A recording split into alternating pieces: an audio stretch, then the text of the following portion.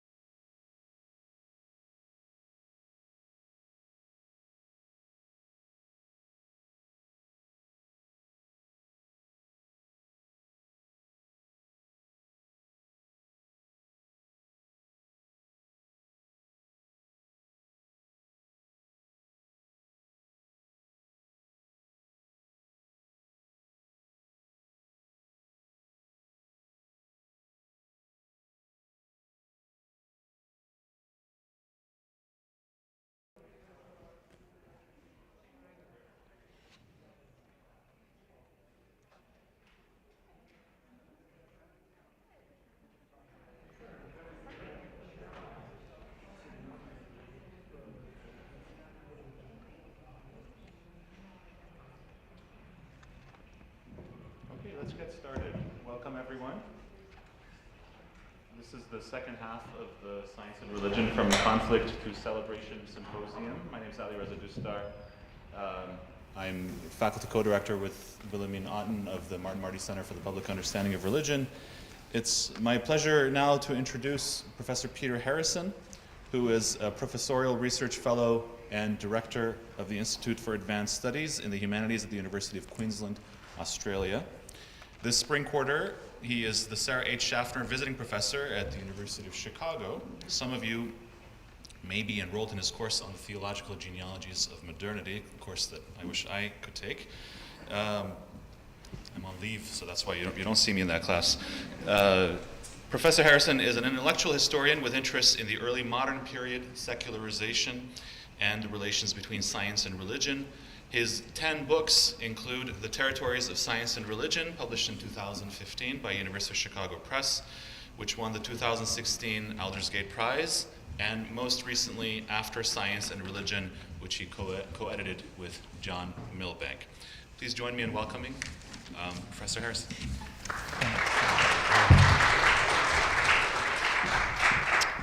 Well, thanks, Ali Reza, for that introduction, and thanks to the Div School and Wilhelmine, who's sitting here in the front row, for the invitation to be here. It's a great pleasure, and I'm enjoying it enormously. Even the teaching, I have to say, which I haven't done for some time. So it's great to get back into that.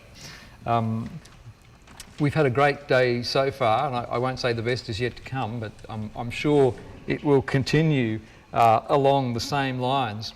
As you can see, what I'm going to talk to you today about is the idea that wouldn't die, that being the notion of there being a perennial conflict between science and religion. And I'm going to talk about this under 4 successive headings. I'm going to talk first of all, just to give you a few indications of the ways in which this notion of conflict manifests itself in the present. Then I'm going to give you what historians have tended to say about this idea of a perennial conflict between science and religion, and I'm going to give you a summary of my own take on this.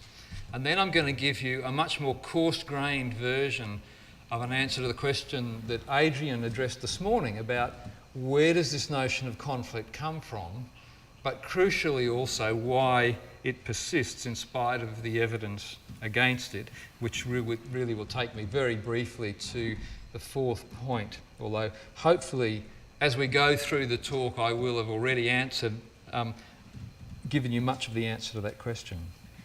So let's talk first of all about contemporary understandings of conflict and how we encounter these. And just to give you just a couple of sociological grabs, here are the results from a very recent survey conducted in England by the Theos Foundation, which found, as you can see there, that the British public tend to think that there is a conflict between science and religion, that by a significant majority they regard science and religion to be incompatible. And there's a significant number of people who think they're strongly incompatible.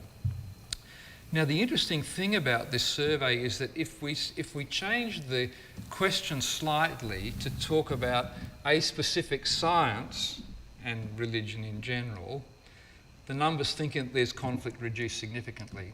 So if you talk about the conflict between chemistry and religion, not surprisingly, people are not so exercised by the notion that these might be giving rise to conflict. So as soon as you start to interrogate that category of science and be more specific about it, the notion of conflict tends to drop away.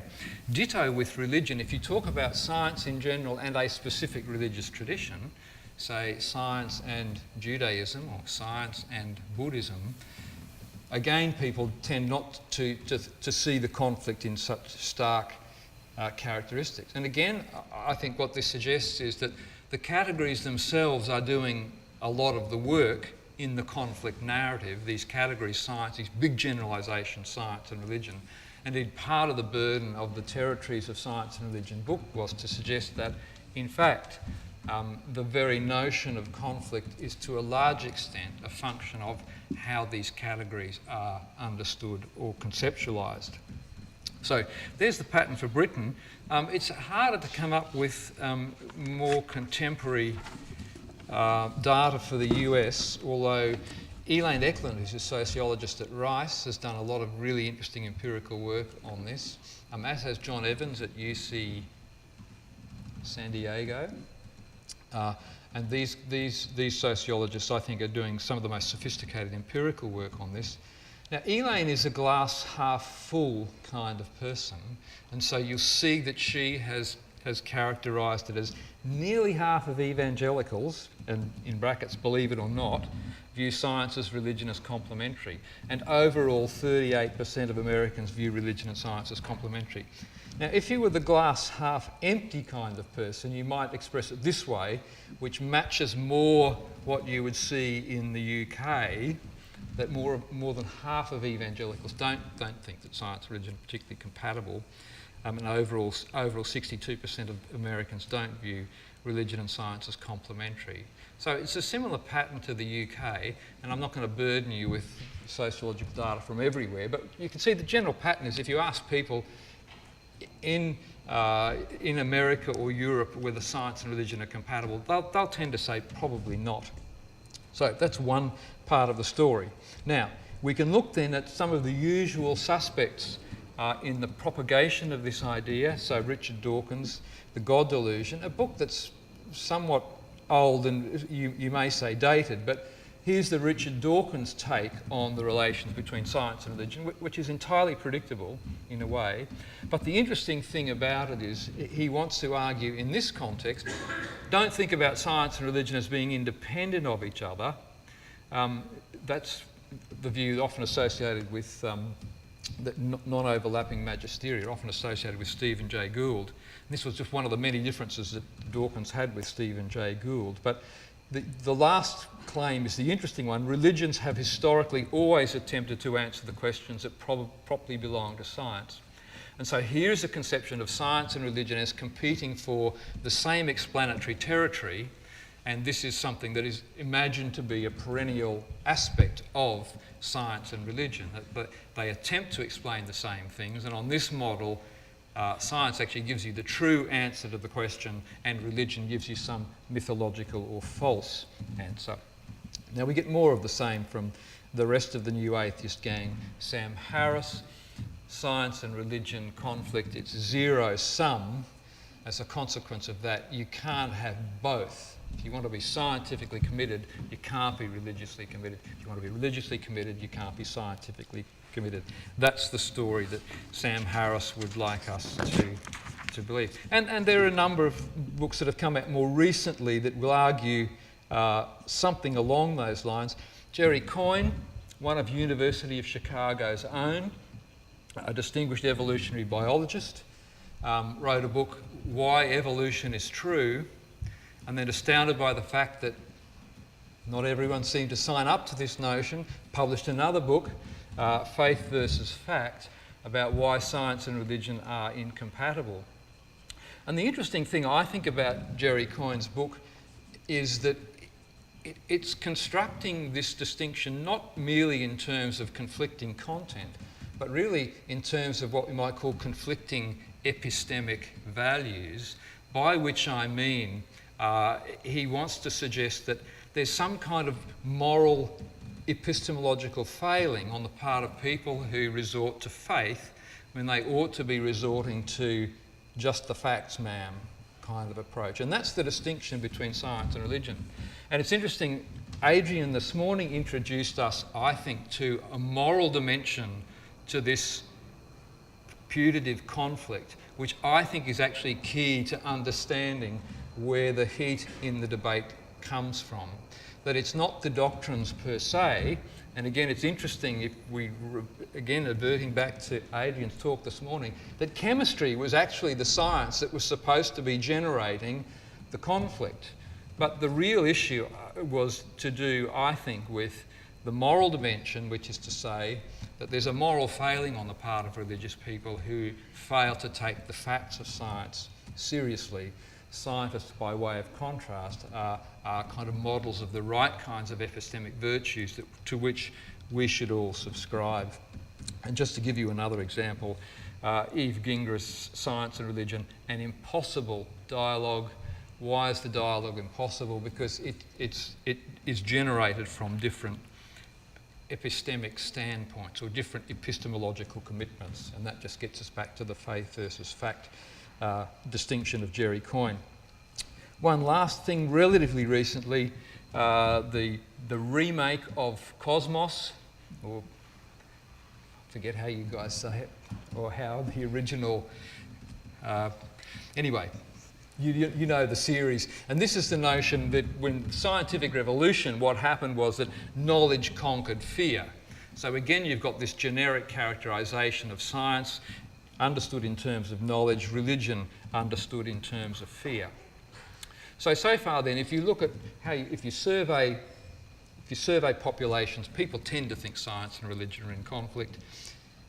You've got people prosecuting the notion, this particular group, the new atheists and their successors, propagating the notion that science and religion are in conflict. Here's another quite surprising source, with apologies to our colleagues in the social sciences who are here. But actually the myth of a conflict between science and religion is surprisingly prevalent in introductory anthropology and psychology textbooks. And a colleague of mine actually did a survey of introductory anthropology textbooks. But just to give you one example, and I could multiply these beyond necessity, here is the idea set out in this particular text that the Copernican revolution,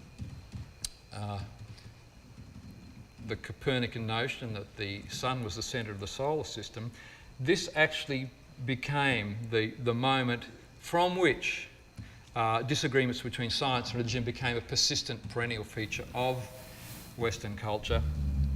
And we've got this notion of conflicting worldviews here expressed between Enlightenment and orthodoxy.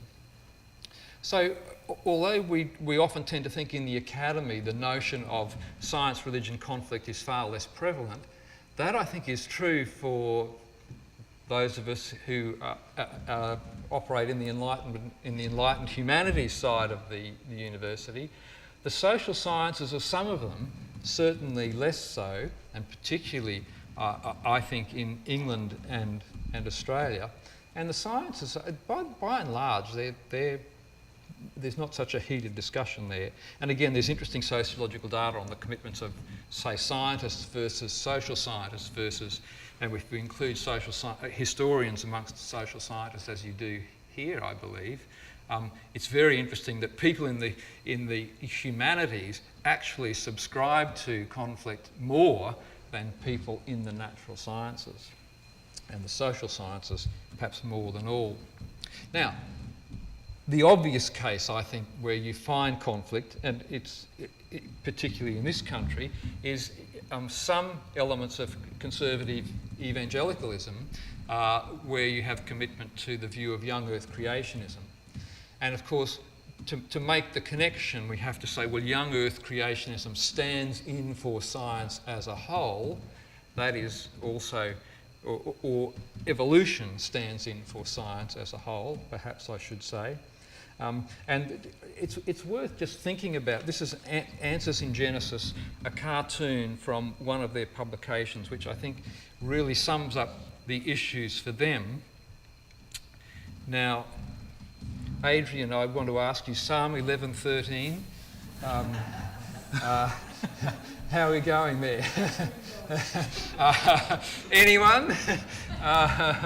Right. Adrian, for those of you who weren't here this morning, Adrian made a reference to feeling a little bit like a lion in a den of Daniels, where he referred to a context in which people seem to know where various biblical references came from. But just as I'm sure most of you will know, when the foundations are being attacked, what will the righteous do, or what can the righteous do, is the quotation here. And what's interesting, I think, about the way this is set up is that it's the foundations of both Christianity and some imagined secular humanism that are in the frame here. But we can see it's evolutionary theory consists in the foundations of the worldview of the bad guys, but the ramifications of this are all to do with a whole range of moral issues, which you can see up there. And if we look on the other side, the foundations are some literalistic reading of the Bible, but you can see that the evolutionists have got their weapons trained on the right thing. But on the Christian side of things, the occasional pot shot going off into the wrong direction, but taking on the moral problems one at a time on this analysis is the wrong approach. That the right approach is to attack what is imagined to be lie at the foundation of these problematic sets of moral commitments. Okay, and what this suggests is that although young Earth creationism presents itself as an alternative to orthodox evolutionary theory, what's at stake in this discussion are these moral concerns, and the notion that the moral concerns are a function of a commitment to evolutionary theory.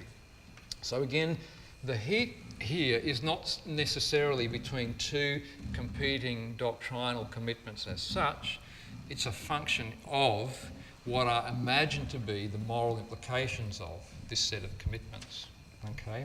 And again, what this suggests is it's not science and religion per se, even if evolution gets to stand in for the whole of science, which is kind of crazy.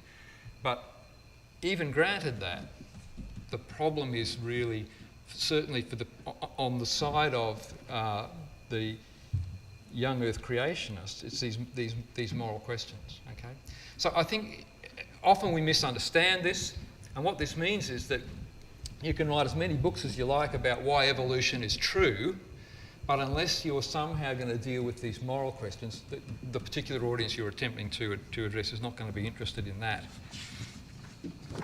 And this stuff is familiar to you in this country more than me, but this is just more of the same, which again goes to show that evolution is imagined to be a particular kind of package, and it comes along with a whole range of undesirable commitments on this fairly conservative reading of things.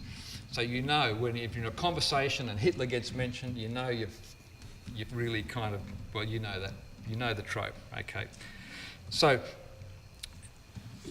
we're still talking here about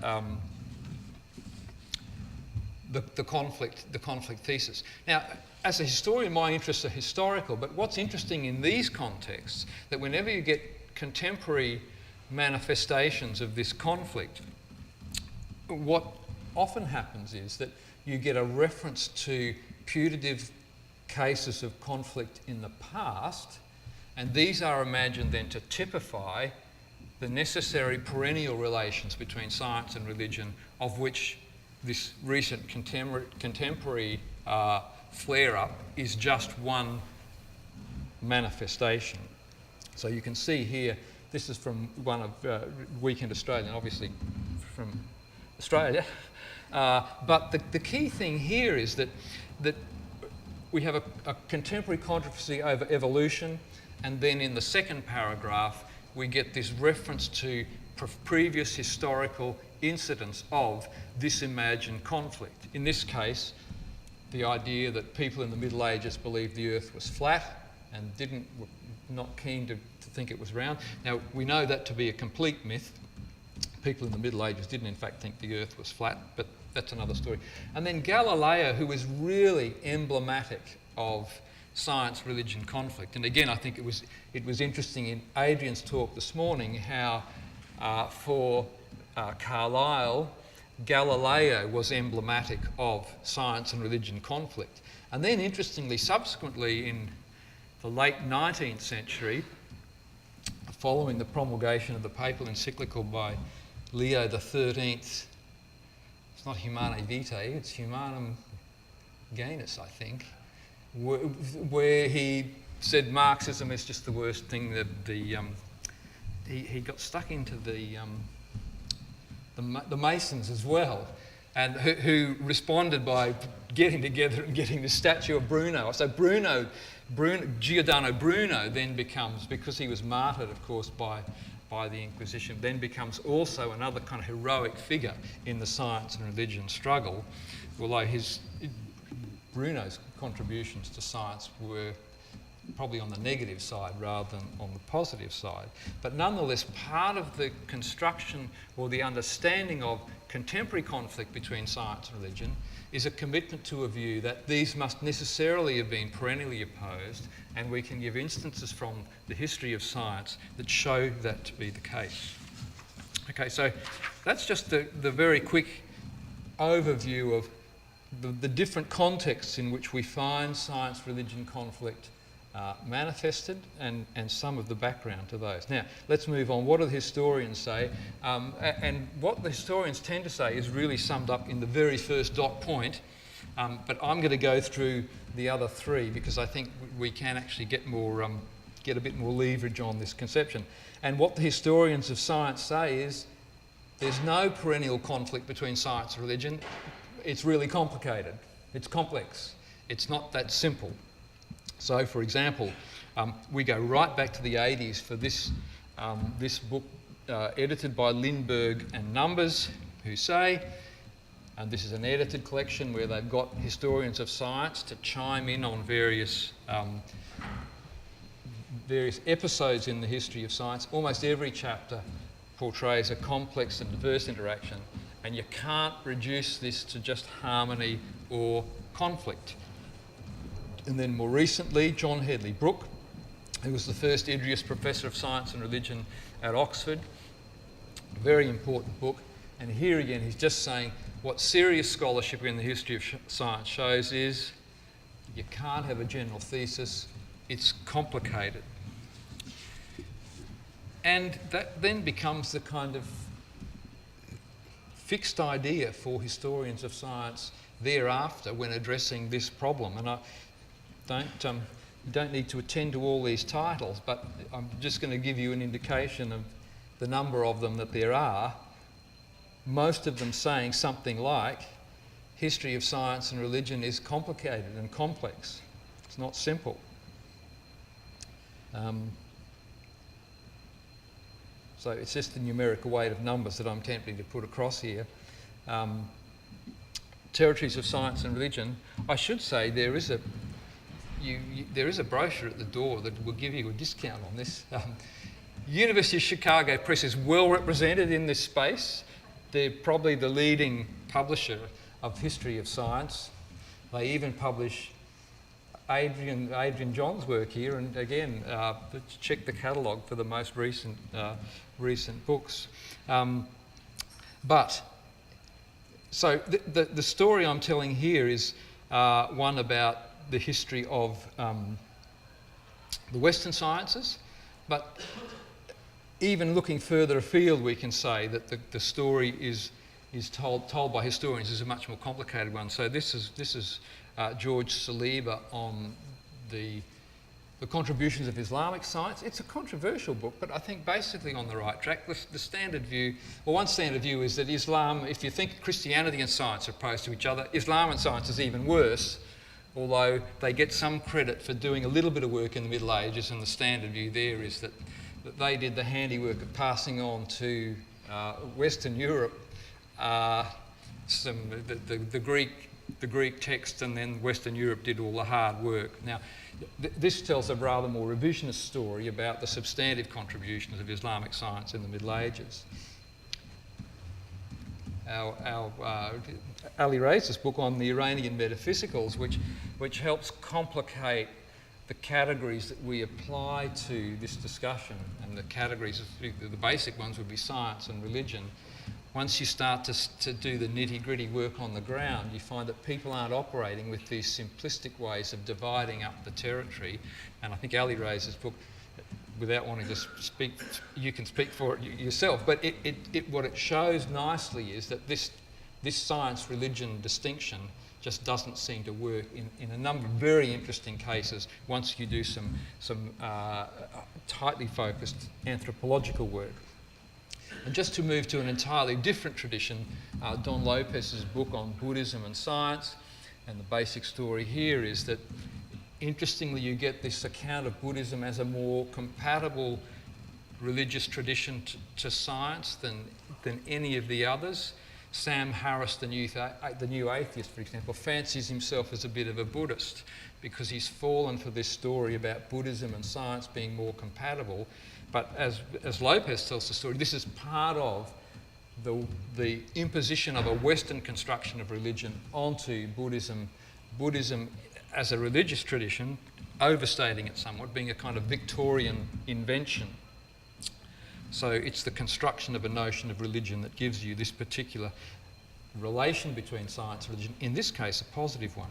Anyway, back to the titles. The final book, this is a 2018 book. The frustration of historians is that in spite of 25 years of publishing about the complexity thesis, people still believe in the conflict story, okay? And that's where I've got, obviously, the idea of the notion of this lecture, the idea that wouldn't die. And what that suggests is that the persistence of a commitment to the conflict story is now itself something that we need to give an account of, okay? So it's now something that we need to explain. Now, I don't think historians should be too surprised that their story of complexity has not converted the masses, as it were, because the story of complexity is not a very interesting story to tell. The story about conflict is. It's the old principle, if it bleeds, it leads. People aren't interested in complexity, they're interested in good guys and bad guys. And that, I think, is part of the reason why it's difficult to overcome the story of simple conflict. I think the other thing is that the rhetoric of persuading people of the truth of history as we see it is not something that historians are necessarily the best equipped people to do, although they might be the best equipped people to do the research. That's why I think books like this by Nick Spencer, which has just come out this year, a trade book which kind of brings together historical scholarship on science and religion and attempts to tell a more straightforward story with a bit of a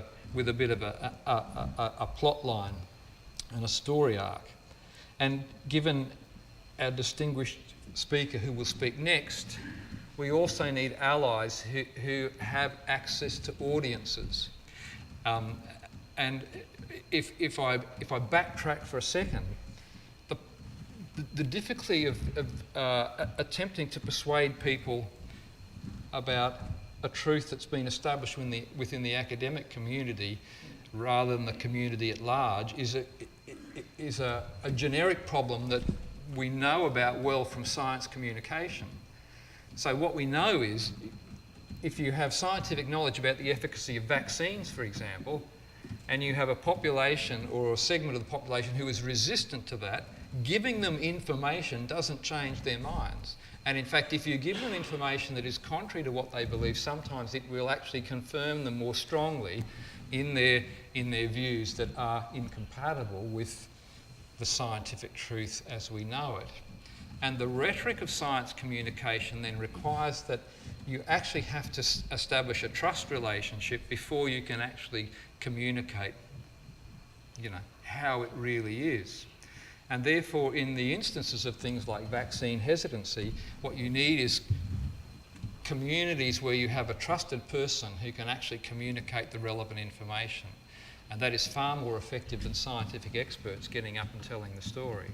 So there's something in this, I think, that the techniques of science communication and what is known there about how you effectively communicate science is a lesson that historians can also learn. And what that suggests is it's what we actually know to be true, of course, is telling people the facts doesn't necessarily change their minds, particularly if they're motivated for a range of reasons to do with moral questions and their identity to reject it. Okay, so just see where I'm up to. Now, there's more to the historical story than just complexity, and I want to talk very quickly about a range of things. You can see their motivation, social legitimation and presuppositions. When I was in Chicago, I think it was 5 years ago, I think I was here 5 years ago, I gave a lecture on religion and the origins of modern science. And what I'm going to now do is to give you a very compressed version of that lecture. So if you want the full version with footnotes, you can find on YouTube that previous lecture. But here for now is the once over lightly version of that lecture. And what I want to suggest here is that there is actually a plot line you can tell about the historical relations between science and religion that's not just about complexity. But I'm going to talk about three things where we can see that religion has a positive impact on the emergence of modern science. And the first one I can deal with very quickly is to do with the motivations of the historical actors. And to give you two examples, Johannes Kepler, I wished to be a theologian, and for a long time I was troubled because I wanted to do theology, but I was attracted to astronomy. But I see how God is praised through my work in astronomy.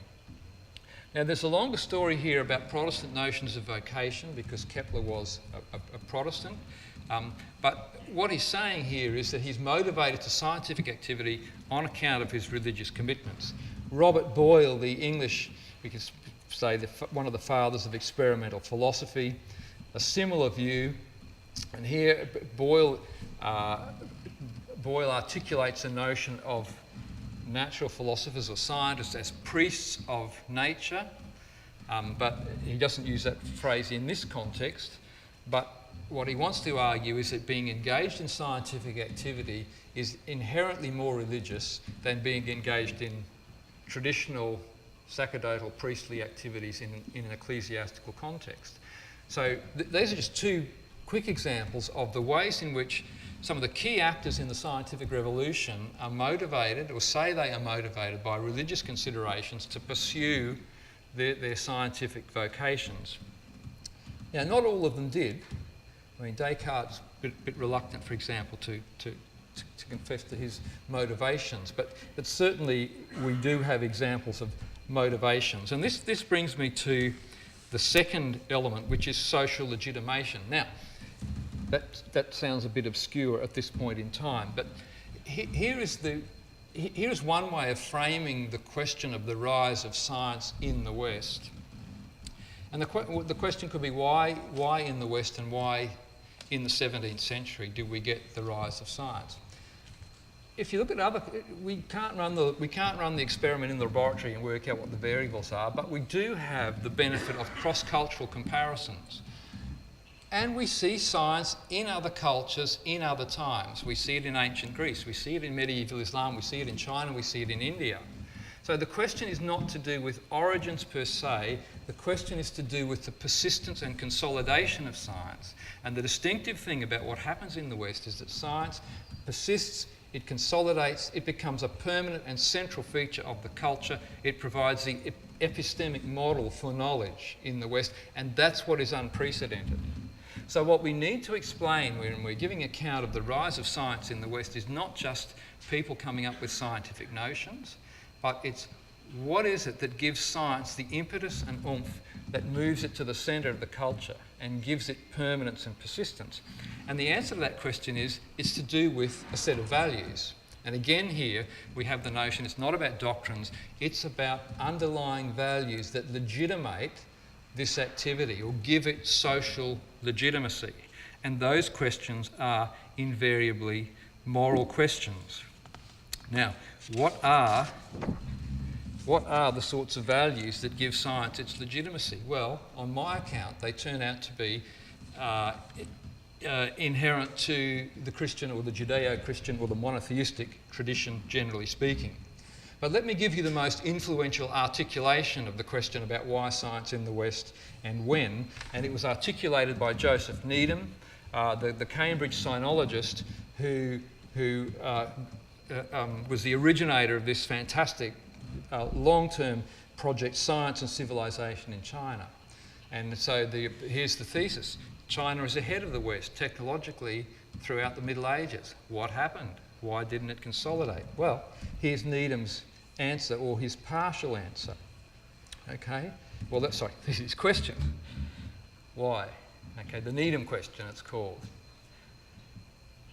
And the answer Needham gives is that Chinese society had other priorities than science and technology.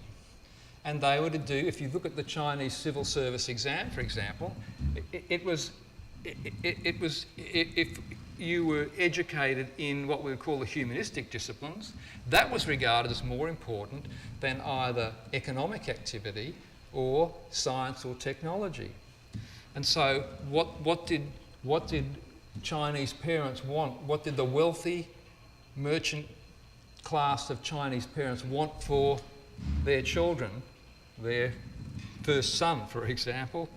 They wanted them to become a scholar, to take the public service exams, become part of the bureaucracy, right? So the emphasis in China is on, we would say, the humanistic disciplines. So it's not as if every country out there really wished they could have science and they'd stumble on how to do it. Some people knew how to do it but chose to do something else, right? Why? Because they valued that more. So again, the question is, for science in the West, what are the sets of values that underpin this, this consolidation of science? And as I've suggested, we get some clues in what the key actors say. Here's a long passage from Francis Bacon, who wasn't much of a scientist himself, but was key in laying down what we might call the ideological foundations of the modern sciences. And here is his reference to the book of Genesis, and you can read it for yourselves, but in essence what he says here is we need to take seriously the Christian doctrine of the fall. What happened at the fall was Adam once had a moral perfection and an intellectual perfection. He did the right thing. He knew all about nature. He had a scientific knowledge. As a consequence of the fall, we lost both of those things, both of them. Now, the medieval scholastics had tended to emphasise the loss of the religious virtues, as it were, the moral virtues, and religion was imagined to be the thing that would compensate for those religious losses that occurred as a consequence of the fall. And Bacon now adds in the sciences as helping fallen individuals recapture partially their dominion over nature and their knowledge over nature that they had lost as a consequence of the fall. So the short story here is that Bacon is constructing scientific activity as essentially a redemptive activity that works hand in hand with religion, and together they restore the twofold things that human beings lost as a consequence of the fall. Okay? The moral losses and the losses on the side of knowledge. And that then becomes a key source of religious legitimation for the fledgling early modern science. Now, the other part of the story is already clear in Robert Boyle's suggestion that we understand science as the study of God's activities in the natural world. And that's why the scientist discovering the perfections of divine design in the natural world is doing a priestly kind of activity. So there's a second line of religious legitimation for scientific practice. And my suggestion overall then is that these kinds of value-laden considerations are what makes the difference between the boom-bust patterns that we see in other cultures and the consolidation and persistence of science that we see in the modern West. Unfortunately, I have colleagues, at least one colleague who agrees with me, and so Stephen Gaukrodge, in again a monumental 4-volume account of the emergence of a scientific culture in the West, where the thing he's attempting to explain is why science consolidates in the West.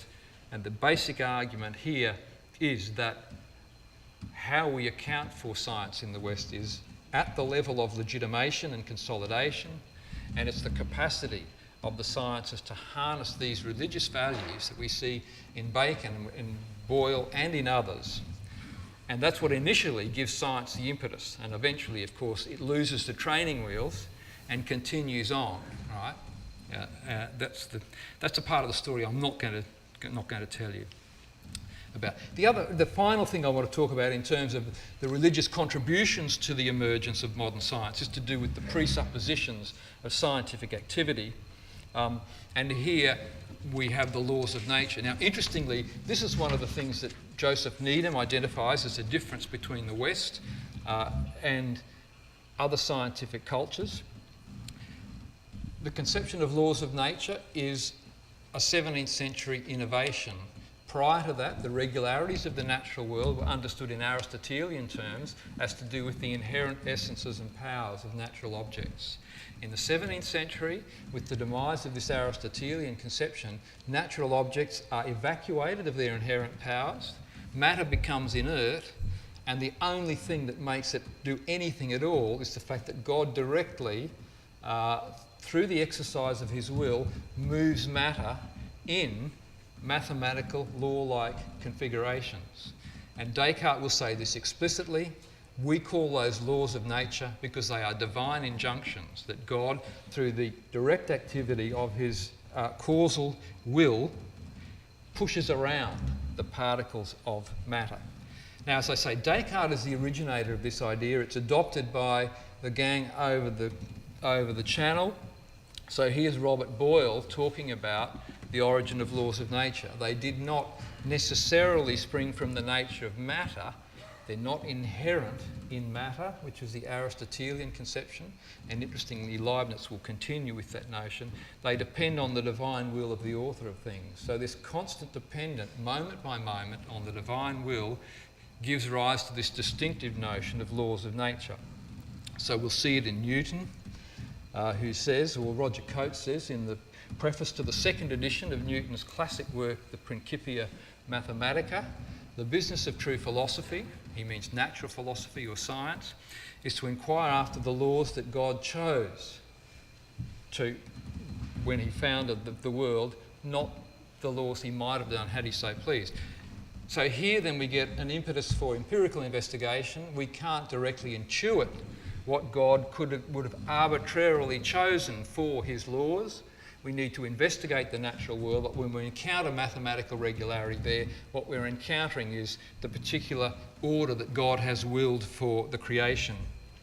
And then, even more explicitly, the statement in Samuel Clarke, who famously took up a controversy with Leibniz, because Leibniz had all sorts of beefs with Newton. There was a squabble about who invented the calculus, probably both. But more importantly, Leibniz thought that Newton had a defective conception of God's creation because God had to intervene from time to time to keep the whole operation going. That was only part of it, but there was another aspect of it that to some extent, and simply put, Leibniz was keen on the older Aristotelian idea that the way things operated was on account of their inherent properties, and that was inconsistent with this new notion of laws of nature. But as you can see there, what is nature for Clarke as a spokesman of the Newtonian worldview? Nothing but the arbitrary will and pleasure of God exerting itself on matter continually, moment by moment, at every instant. Therefore, nature is really just a fantasy. It's all God doing the work. Okay, so that's really an introduction to the fact that the notion, not merely is the notion of a perennial conflict between science and religion, I think, wrong, and I think it's more than complex. I actually think that there's a positive investment of a range of Christian ideas in the origins of modern science, both in terms of the motivations initially of the key agents, in terms of the legitimation of the whole enterprise that makes it a permanent feature of the West, and in terms of the basic fundamental presuppositions on which the operation persists. All of this by way of saying then that the notion of a perennial conflict between science and religion, even leaving aside the problematic nature of those categories, is likely to be is wrong. Okay, so if this is all true, where did we get the idea of a conflict between science and religion?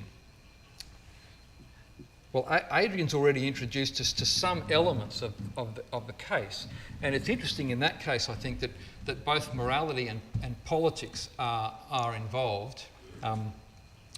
As I've said, I'm going to tell a slightly more different story, and my story will take us back to the Protestant Reformation, and the case of Galileo, I think, here is informative, because my theory is that the origins of a notion of a conflict between science and religion begins with Protestant polemics against Catholicism, and Protestant accusation that Catholicism was anti-science, and that subsequently becomes generalised into a thesis that it's not just Catholicism, but it's the whole of religion.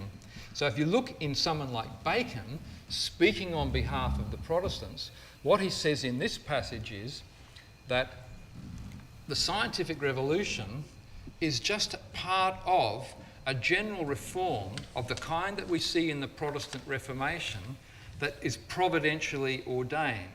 So God has providentially ordained these reformations, one in learning, one in religion, but they're both part of the same general historical reformation.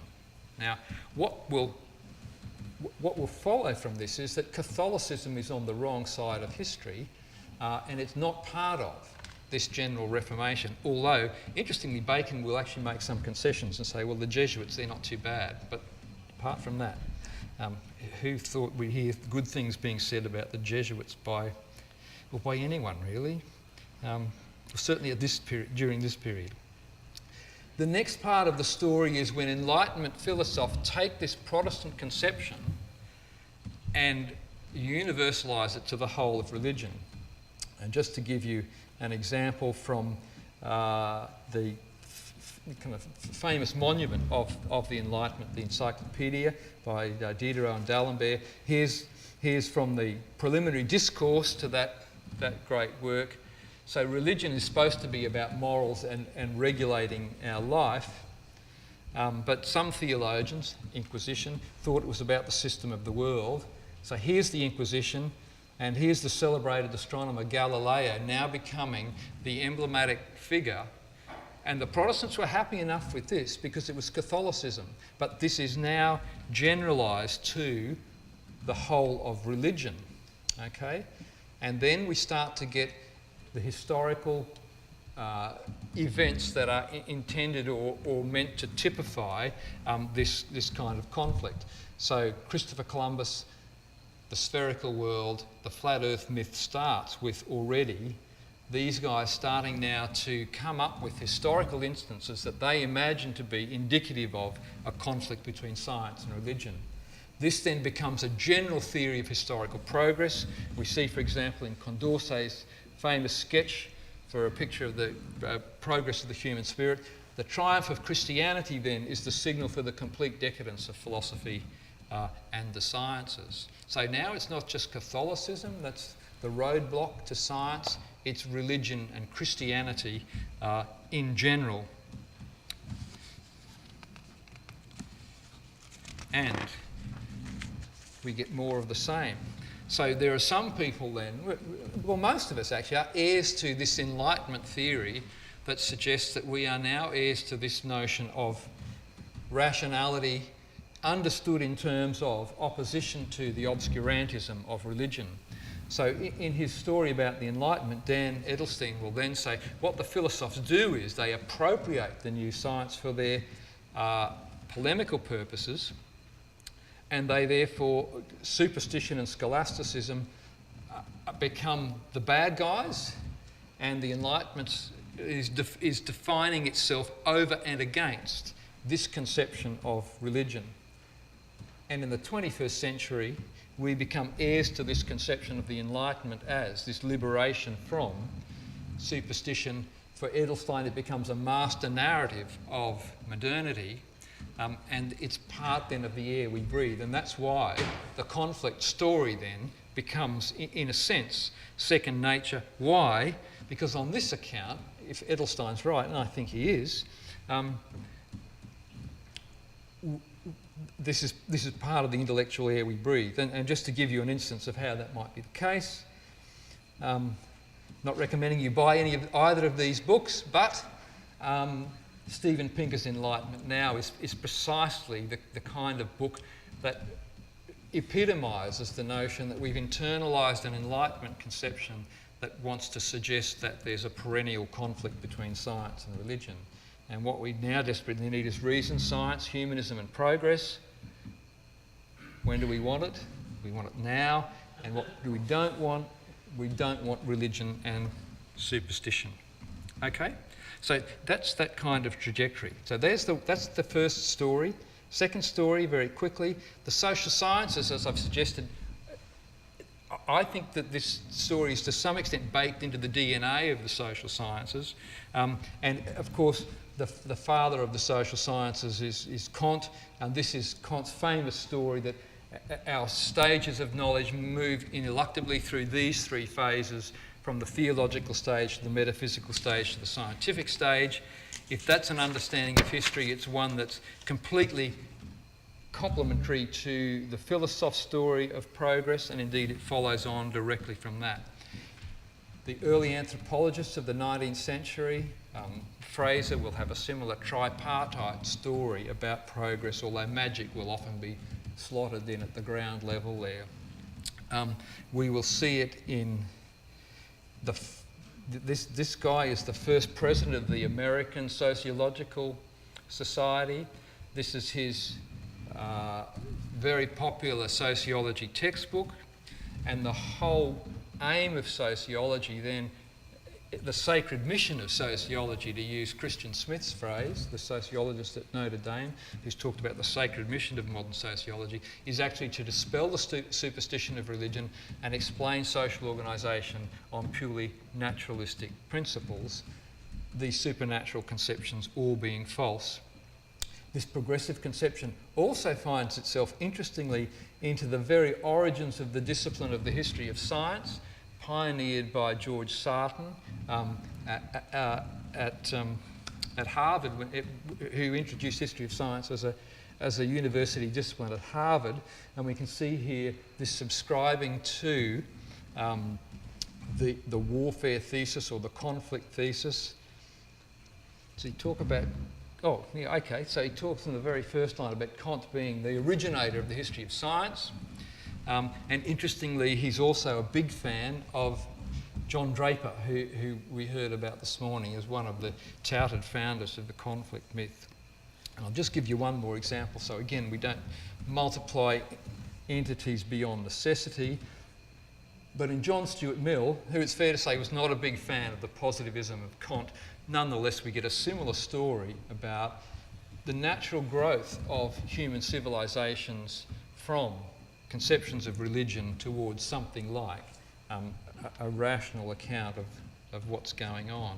So there's an inherent theory of religion built into this. So we've talked about where does the conflict myth come from. It starts, I think, as a kind of Protestant apologetic. It's generalised by the philosophy of the French Enlightenment. It actually is integrated into the foundations of the social sciences, which imagine themselves not merely to be describing stages, but to be advocating progress through those stages. And then we can add to this 19th century conflict narratives.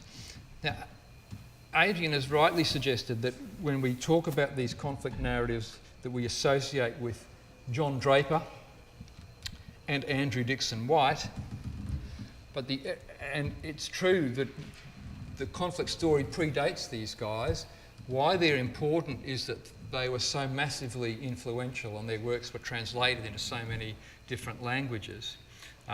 But you can see what's interesting about Draper is that he's still holding on to that original Protestant version of the story, that it's not Protestantism that's the problem, it's actually Catholicism that's the problem. Okay? So we still see here the origins of the conflict story as one that's related to this confessional conflict in the early modern period. Now his partner in crime, Andrew Dixon White, once again the notion of two epochs in the evolution of human thought. So here again is the theme that the social scientific commitment to a notion. Now it's no longer there, but it was. Human societies evolve through phases. Religion is an early primitive phase. Science is the next phase, and we should be getting on with, as quickly as possible, moving to that phase right now. Okay, and then again, so Christianity arrested the normal development. So there's a notion that there's society left alone is going to naturally progress in the direction of science. If it doesn't, something stopped it. What stopped it? Religion. okay? And the West uniquely, we got religion out of the way, so the story goes. And that gives us an account of why we've got modern science. And then two more characters I want to throw in, although I won't address them in any detail. Tyndall and Huxley, two 19th century figures, both of whom at various stages construct their own histories of science, telling the same story about, back in ancient Greece, we got the poets, they had theological explanations, then the pre-Socratics came along, they gave naturalistic explanations. That's when science started. Christianity killed it, got up and running again in the early modern period. That's the basic plot line. Give you one more case. So it's not a complete Anglophone story. Ernst Haeckel, in his best-selling Riddle of the World, published right at the close of the 19th century, once we read Strauss and Feuerbach and the history of the conflict between religion and science by Draper, once you've got those, I don't need to devote a whole chapter to the subject of the conflict between science and religion. But of course he does. But we can see the story as he doesn't have to because other people have done the work. Now, one of the interesting things about this book, I think, is that Haeckel actually puts his finger on what's really a key part of the story, and that's his reference to Strauss here, and David Strauss and biblical criticism. And my suggestion would be, and I won't be developing this thesis at all today, but biblical criticism in the 19th century has a far greater impact on the credibility of religious stories, certainly Christianity, than anything to do with the sciences. So historical criticism that develops in Germany and is exported to the UK, to England and elsewhere, I think is really a key part of the story about where there's a genuine conflict between the science of biblical criticism, and that was regarded as one of the sciences, and elements of Christianity. And of course Feuerbach, the post-Hegelian theoriser of religion as a human projection, which then gets incorporated into various versions of psychology, again a really important part of the story. So for Haeckel, who is very much committed to Darwinian science, it's not just science doing the work, but the sphere of biblical criticism. But as I said, I won't talk about that anymore. So, what does all of this means is that we have reasonable grounds to think of the science and religion conflict story being at the same time that science is being supported by religious motivations and presuppositions and sources of legitimation. We also have those invested in a story of conflict for various reasons. And science and religion then become the manifestation of this Enlightenment conception of rational progress. And that's why across this period we get references to the phrase science and religion in increasing frequency, and in most of these cases the context is one of conflict.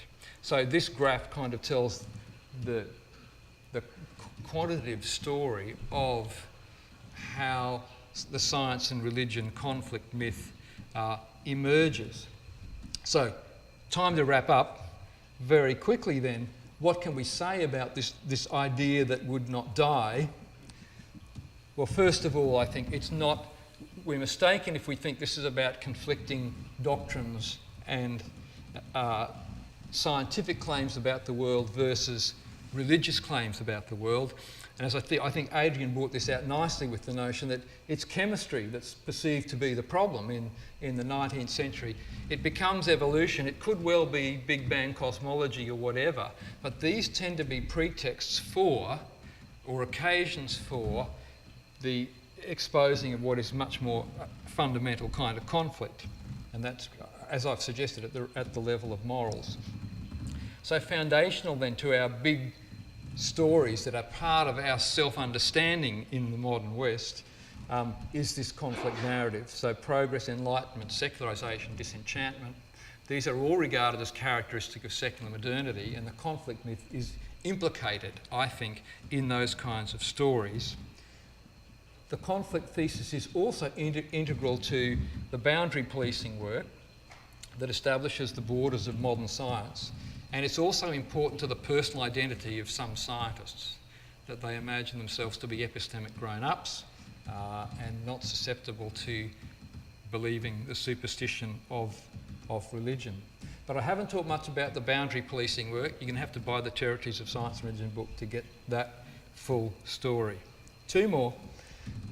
I think that the conflict myth is also, the conflict narrative is also related to the rhetoric of modern naturalism, which is the default position of the modern academy. So obviously in the sciences, methodological naturalism is the go, and don't have a problem with that, but its relation to a deeper commitment to some kind of ontological naturalism I think is problematic, and where there's, I think, more work to be done. And the last thing I think that accounts for the persistence of this story, which is historically wrong, is that it's actually incorporated into some of the founding myths of the sciences, and especially the social sciences. So the founding myth of the sciences, if we go back to the, it's the pre-Socratics who dispel the theological myths of the poets of Hesiod and Homer, and contemporary, from Huxley on, people see themselves as heirs to that tradition. And in the social sciences, as we've seen, for people like Kant, the social sciences are the liberation from, or the mechanism by which we progress through those three phases of knowledge, with positivism, or the scientific stage, being the last. That then is it, and I think the basic message here is that history won't defeat myth, and the reason for that is that myth is deeply implicated in the values and identities that we hold, and that's why it's been such a hard sell for historians to dispel the conflict thesis. Thank you.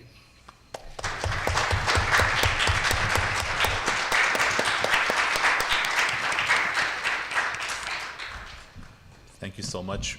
We do have time for questions. I wanted to go first by asking you about capitalism.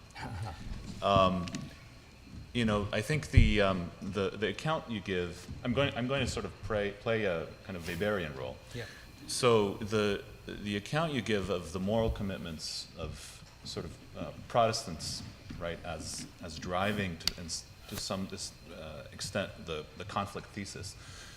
I wonder if those map at all onto the kinds of moral commitments that Weber talks about in terms of this worldly asceticism, which for Weber are the same moral commitments that are the driving force, or that lend themselves to the development of capitalism, right?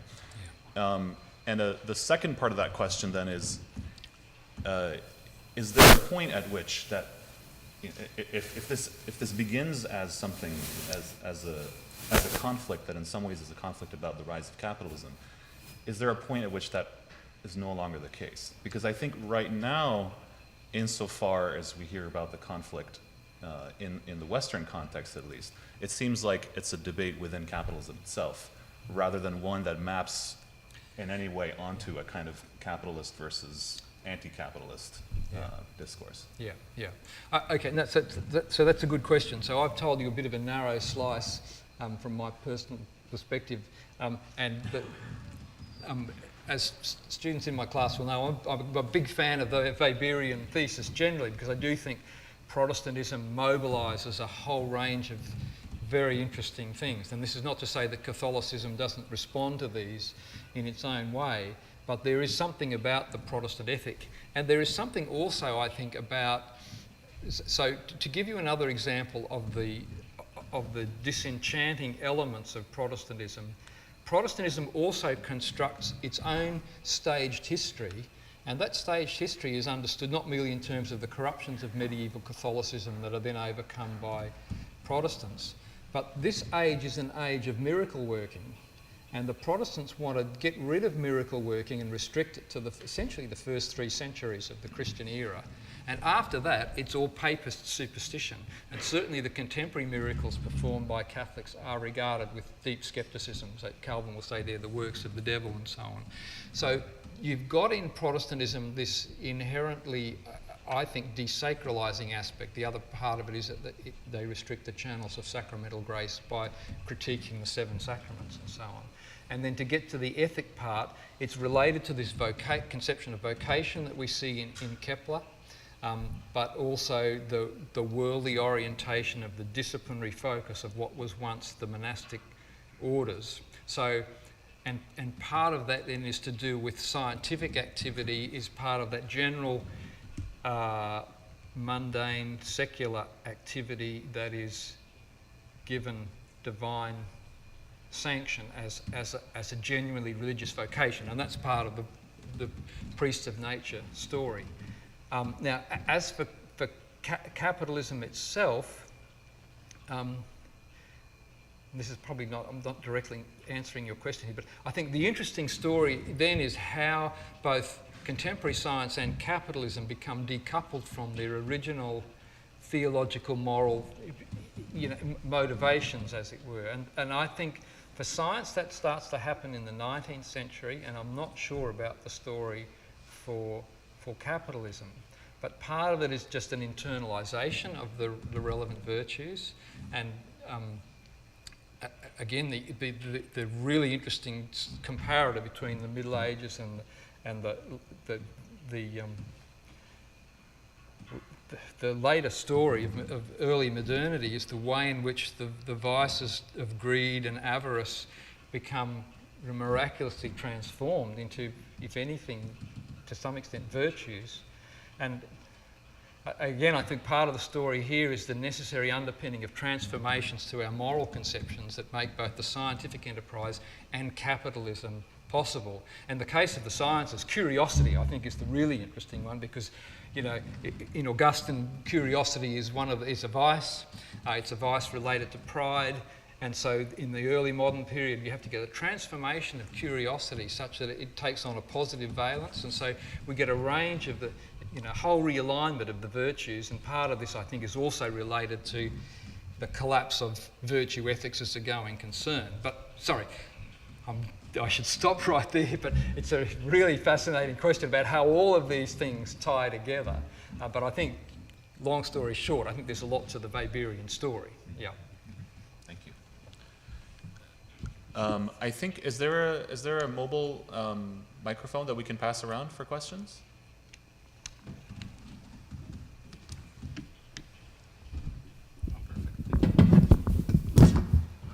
And I think I saw a hand in the back.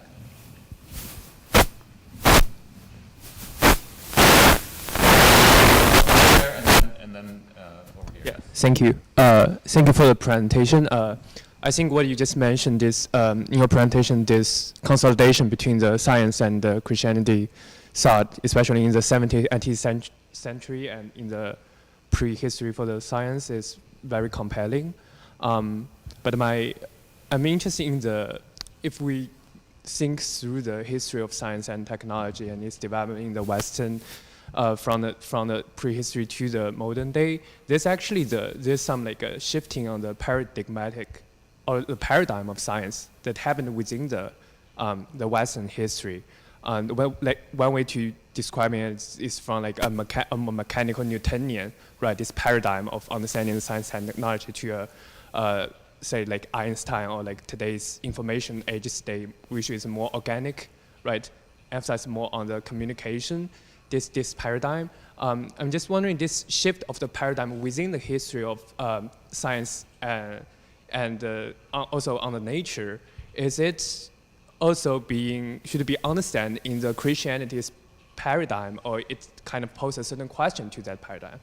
And a related question is that in your quoting of Joseph Needham's the question on Chinese technology, that treatise on Chinese technology, he makes a differentiation between the Western technology, the science, and the Chinese, or he said the Eastern is a differentiation between the organic and inorganic. There's a contrast there, which could be a little bit reductive, but I guess my question is, if the consolidation between the science and Christianity is what's become this paradigm for the Western technology and science, how would the science consolidate in the other culture enter into this conversation? Yeah. Just like the modern contemporary science back to this Christian paradigm. Yeah.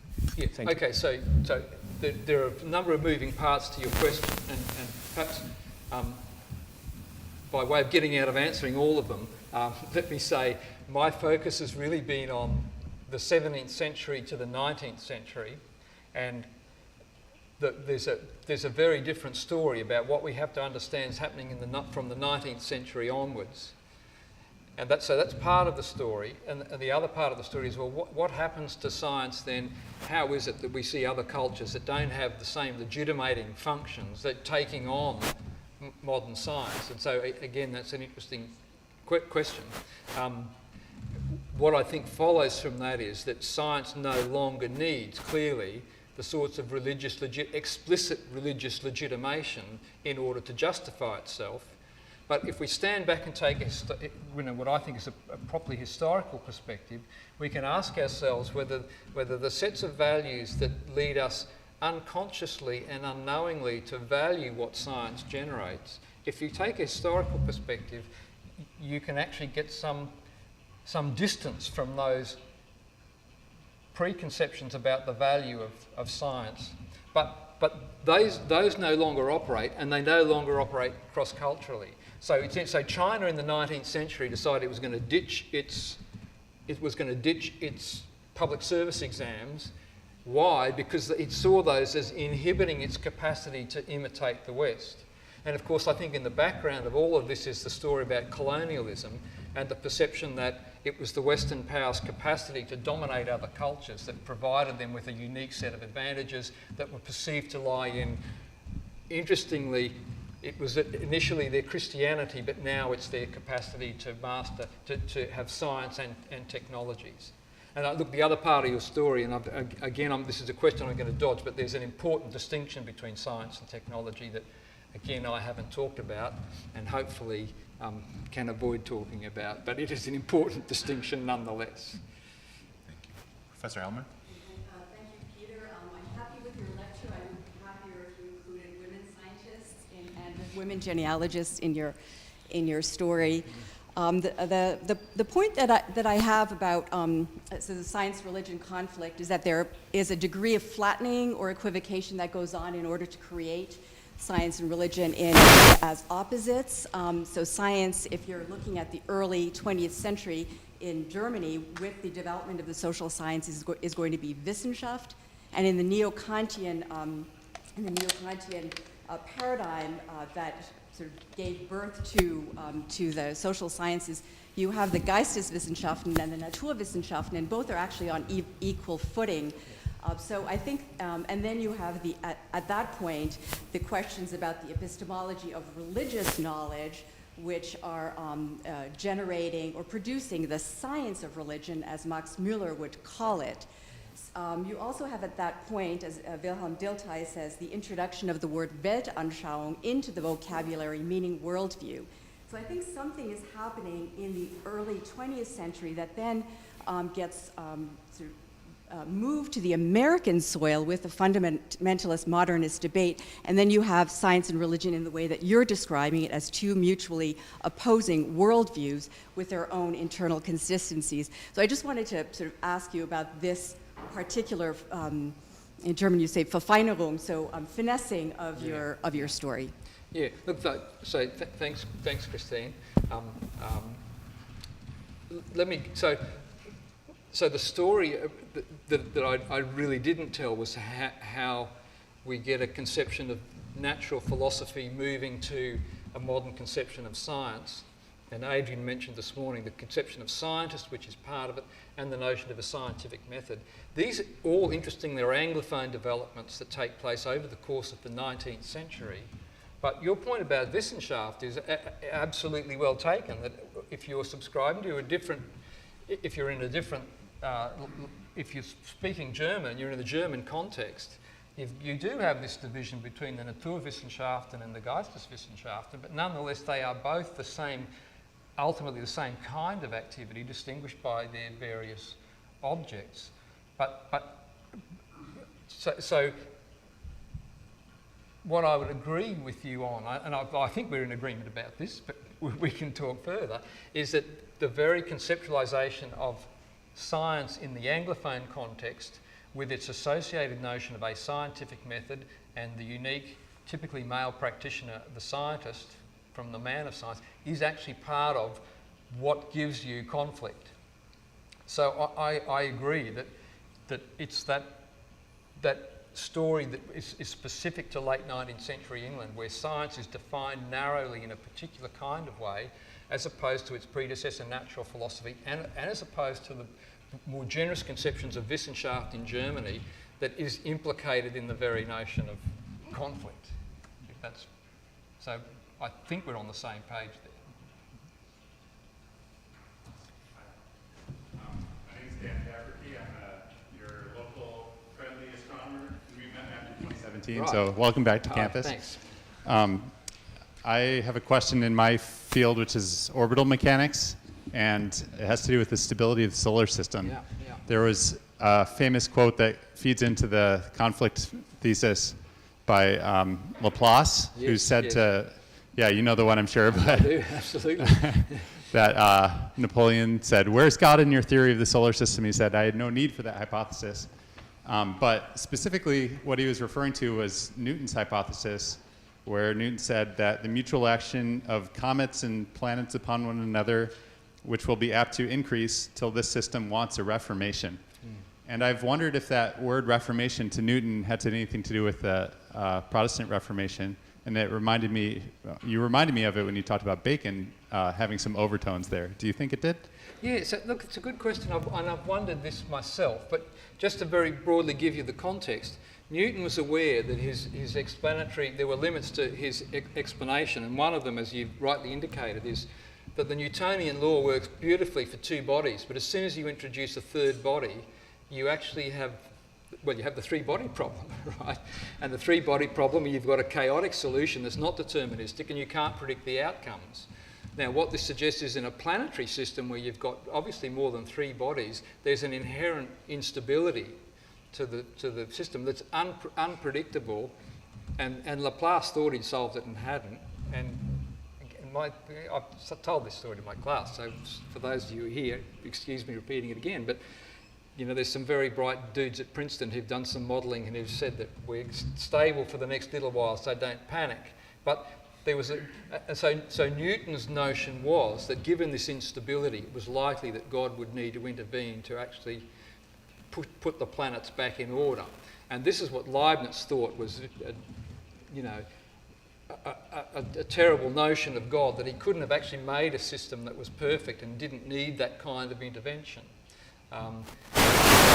The other problem that Newton has was if every object in the universe is attracted to every other object with the forces inversely proportional to distance and proportional to mass, everything is going to convene, he would say, together at the centre of the universe. Now, that's an unfortunate thing, obviously.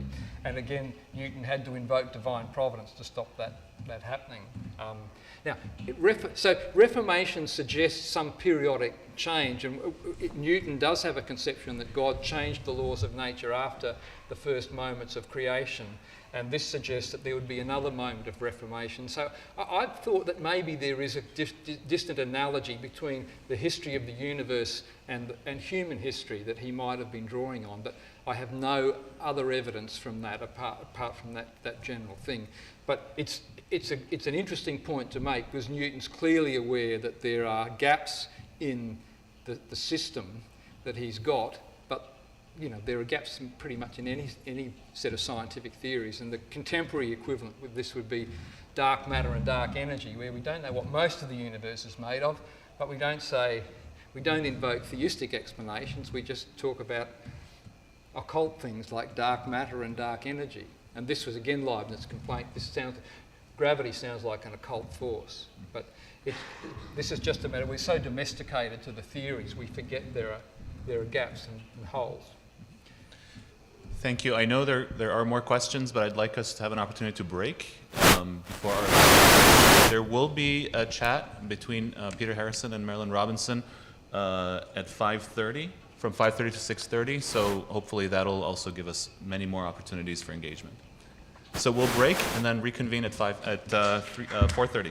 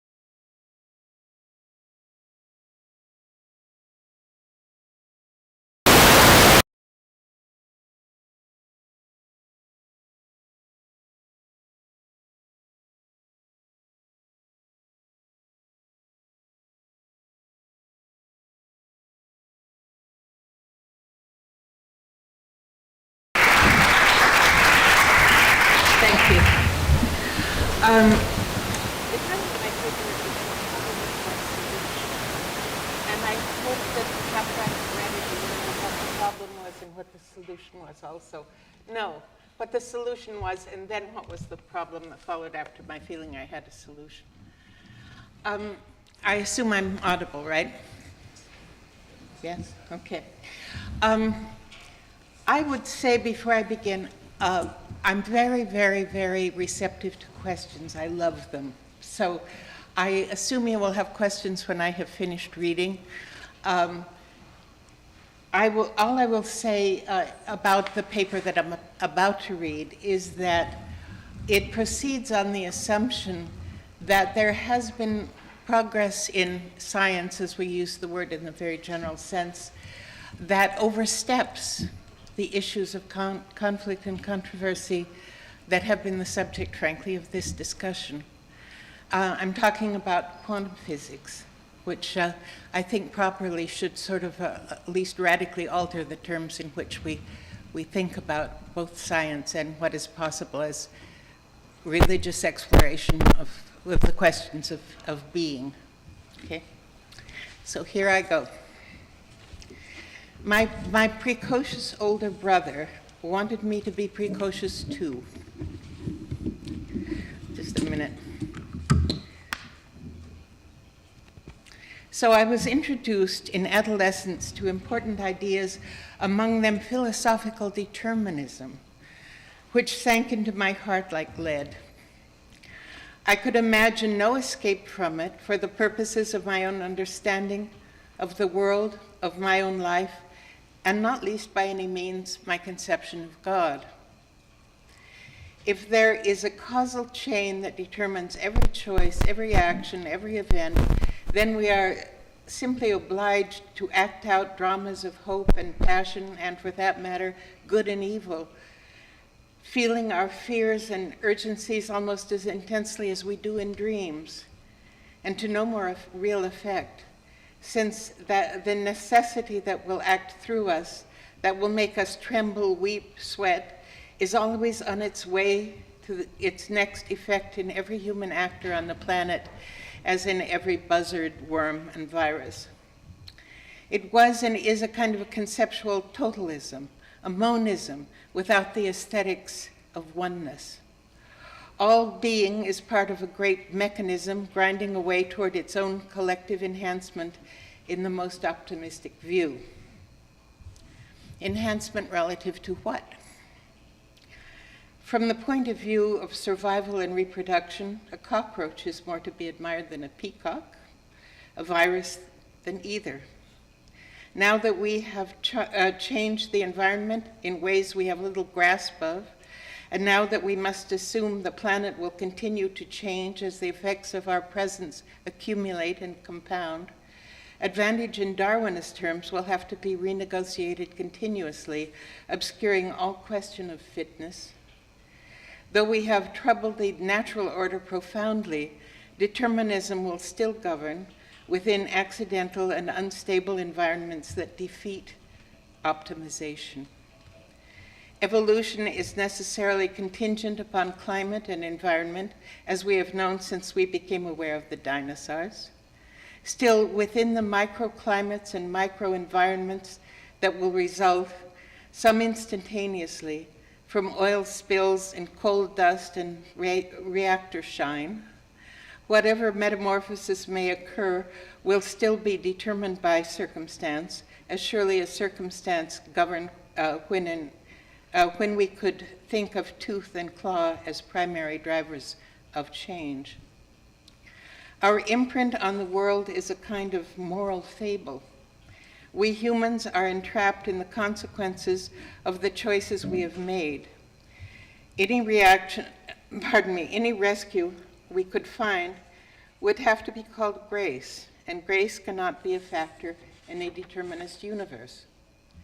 The grand casuistical regime of cause and effect forbids even the slightest departure from its laws. Whatever fails to conform to them is utterly disallowed. This has been the model of rational thought, at least since Newton, himself, of course, a mystic.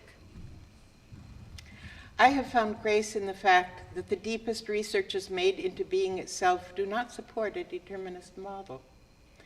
I realize that this is an intrusion of my own habits of mind on a chaste and beautiful field of thought that might best be allowed to flourish on its own fantastical terms without the imposition of old philosophical or theological categories, old frustrations with what had always seemed to be the nature of things. That said, on closer scrutiny, all kinds of certainties do vanish, leaving hardly a rack behind. Time and space, for example. Quantum physics has been emerging since the turn of the 20th century, withstanding skepticism, experiment, and use so thoroughly that it has become a settled feature of contemporary science and technology, so that early amazement at what it says and implies may have dimmed its sheer utility, making it seem commonplace. At the scale of utility, it works like a charm. At the scale of its implications, it all but sweeps away the little world in which it seems to have become naturalized and domesticated. I've written elsewhere about the harmony between the instantaneousness of a reality brought into being continuously through the decoherence of a spectrum of possibility, and let there be and there was. I'm saying if my language is obscure on one hand or inexact on the other, I'm sorry if my language is opaque on one hand or inexact on the other. Particularity emerged from the primal deep, the tohu vavohu, or chaos, out of which creation was realized. Mighty John Milton, whose foreknowledge was not absolute, but impressive all the same, describes the potent and potential chaos of uncreation through which his Satan flies. Now we know these things about the void could be true, says Milton. It is a dark, illimitable ocean without bound, without dimension, where length, breadth, and height, and time and place are lost. Then earth for Milton, that pendant jewel, and Eden, and humankind. The beauty of quantum is that it allows for a creation relative to which God is free, but one which is stable in that it reflects God's steadfast intention. Jonathan Edwards called creation arbitrary, the manifestation of no other necessity, no other influence than a faithful and wholly efficacious will. This accords well with the covenant relationship with the world that characterizes the God of Scripture. Quantum ultimately describes everything, so far as we now know. The very strangeness of it somehow suggests to me that a stranger physics lies behind it. But for the moment, it is the vocabulary quantum provides that lets us consider the meaning of the fact that everything is made of atoms. This venerable truth means we know now that indeterminacy pervades existence. My version of the creation might lead one to think that the world of our experience is in some sense here, while quantum is somehow there, as if indeterminacy were excluded as quantum resolved itself into tables and chairs. But no, the reality quantum describes is utterly pervasive. In fact, it can hardly be said to describe anything, since its most remarkable effect is to make the qualities we assign to our known world vanish. I have mentioned time and space. Apophatic science. I find I cannot think the word universe without conjuring space-time, so I have tried substituting the Latin word res, R-E-S, taking it to mean the thing to be considered, to accommodate some of the variables and uncertainties that are its sum and substance, as it were. I know that in using the word I risk being mistaken. It sounds like too many things. I may seem here to speak of two separate things, reality as we experience it on one hand, and protean scintillate quantum on the other. when they are simultaneous, identical, the self-same phenomenon. If phenomenon is a word I should use in this context, as I strongly suspect it is not. The poet Wallace Stevens speaks of the, T-H-E. By my lights, the most astonishing thing is not quantum entanglement, not the so-called observer effect, but the existence for our purposes of solid reality, available to our senses and our use, certain despite uncertainty, actual, not probabilistic. It is as if we have been given a dwelling place, an island in an endless sea, an Eden, given the accessibility to influence that is characteristic of being at quantum scales, so that attention, even simple presence, can have an effect. This accommodating of our world to our humanity, this suiting of ourselves to the world, could be thus by divine fiat, by means of that word that was in the beginning with God, without whom nothing was made. It has been a long time since science and religion have seemed so readily reconciled to one another. This seems beautiful to me. I'm always happy to find a good metaphor. It also fills me with trepidation. It solves my old problem. We live within a world of local reality, if I can be forgiven language that suggests an enclave of some sort. The world of our experience offers no real alternative to a conception of order that looks like necessity, that looks deterministic. We know now that it is pervaded by a more absolute reality that is not governed by the rules of proximate effect. Put them side by side, so to speak, and the experienced world, with its incapacities and rigidities, has the look of an artifact. Quantum entanglement means that change in half a photon results in a simultaneous change of the same kind in its other half at any theoretical distance. This is a phenomenon that, generalized, explored, applied, has assumed great significance. It would seem to bear no relation to cause and effect as we have quite reasonably understood them. Set one against another, and Newtonian physics looks constrained, arbitrary, using that word to mean imposed by will. I don't think Newton would object to that either. What is possible in absolute terms is impossible within the same system of being, in the world of our experience. Einstein said that the most remarkable thing about the universe is that we can understand it. We do have an impressive degree of understanding of the universe, much of it owed to Einstein, who, by the way, was skeptical of quantum physics, though his contributions were essential to its development. We have his universe of billowing space-time, abysmal gulfs and planets in full sail, beautiful and descriptive. Then we have what I have called the race, the RES, Latin, however awkwardly, the deeper, still all-inclusive order that manifests freedom we can't explain and contingencies we can't account for. By the RES, the thing to be considered, I mean whatever there is, at whatever remove from being as we know it. Imagine it, have any analogies for it, or participation in it. To say that determinism is banished because it is embraced, so to speak, by a grand regime of uncertainty and seeming randomness implies that the second somehow conditions or qualifies the first, yet without disrupting it. Theologically considered, this seems to me to speak to the great mystery, to offer a possible model for God's interaction with the world. More trepidation. I think Calvin is right that the human mind is great at creating idols, excessively confident conceptions of God. I will say in my defense that determinism in every form has excluded the idea of God from any meaningful presence with regard to the world.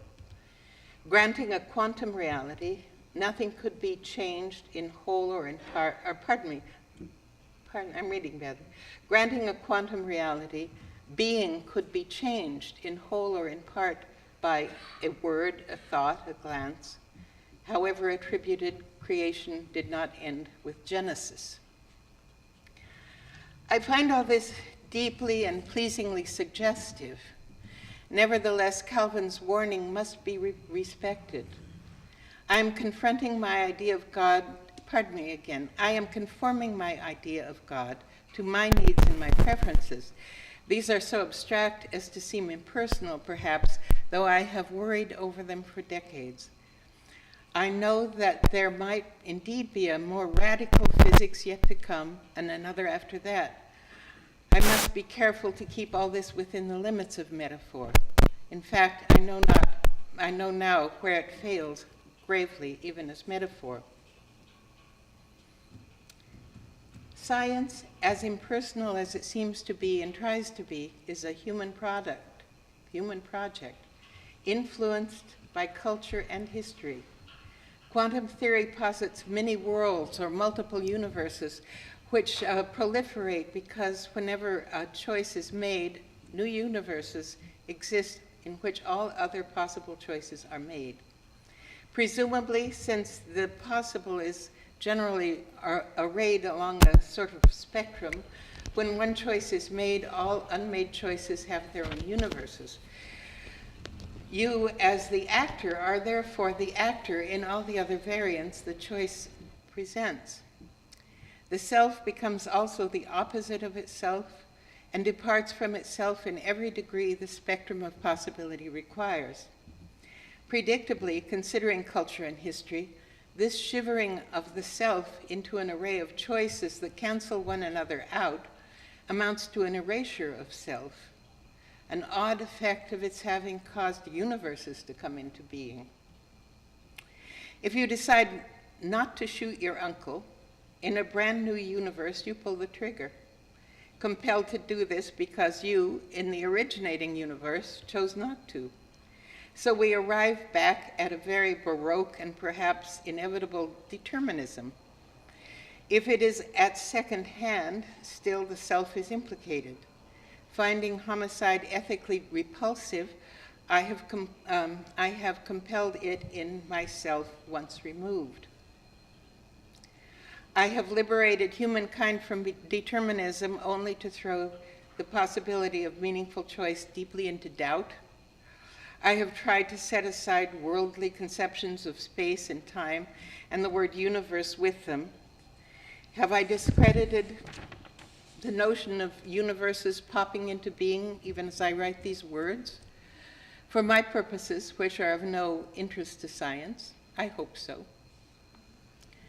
Putting aside all other considerations, here the self is surrendered with startling readiness.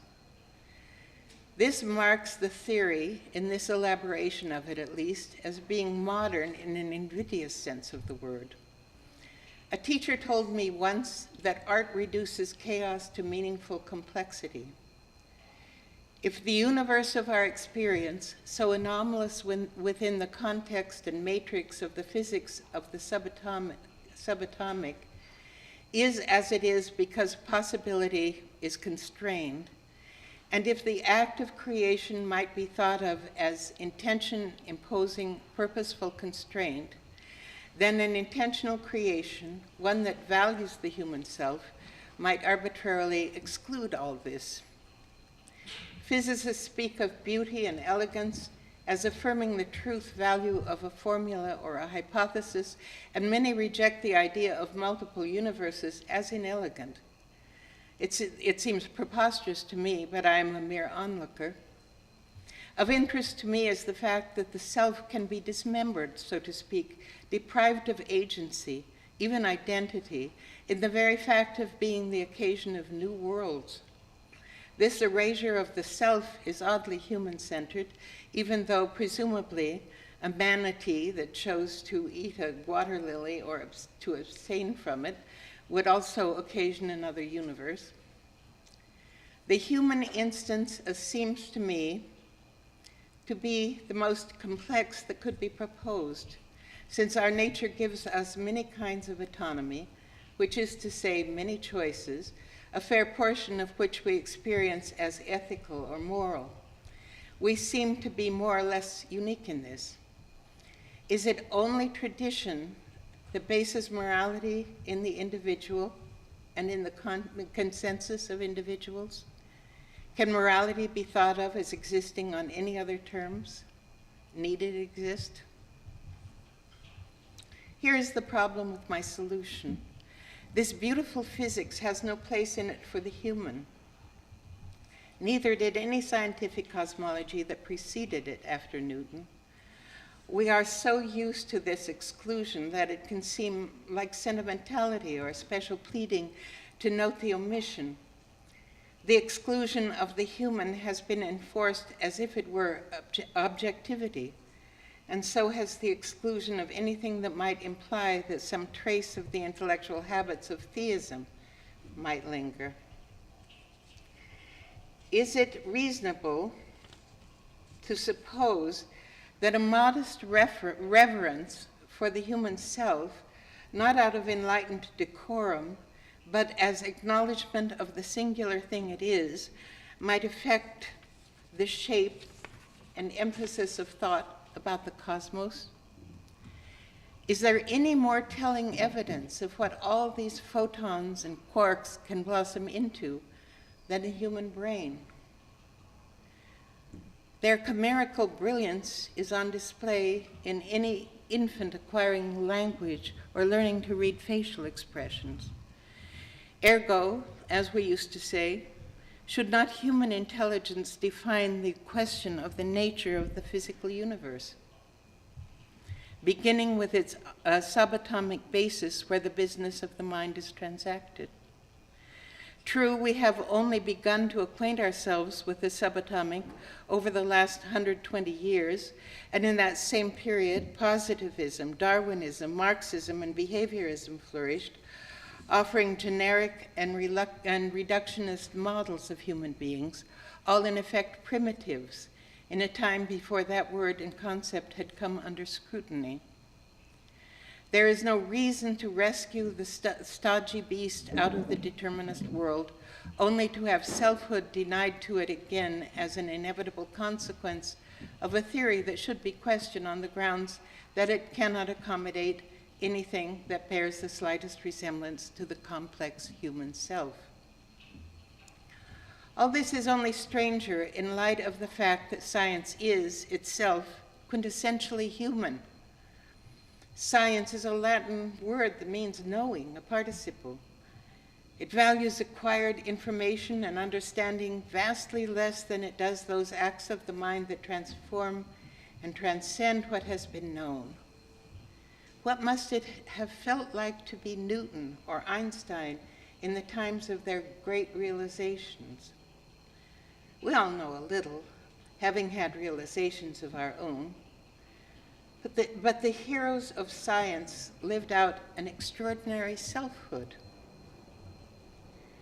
This is as true of them as it is of any painter or poet or perhaps any saint.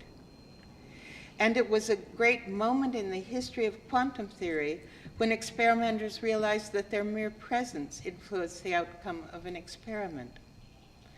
Science has provided many proofs of human brilliance and efficacy.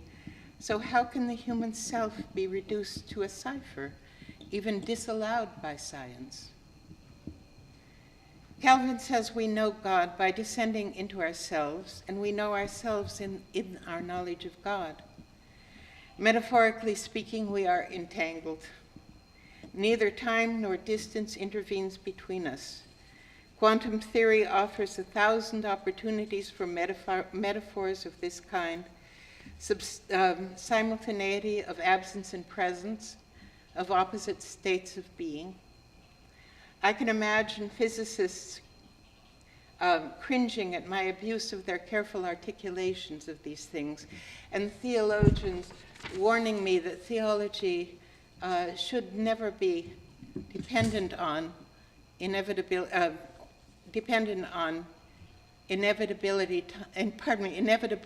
time-bound science. Theology should never be dependent on inevitably time-bound science, is what I just said.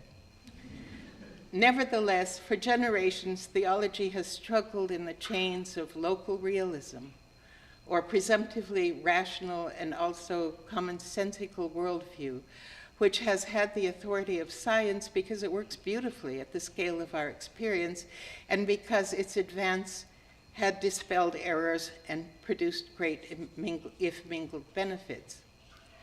I believe that the famous conflict between science and religion grew out of the incompatible, in fact, irreconcilable languages employed by the two sides.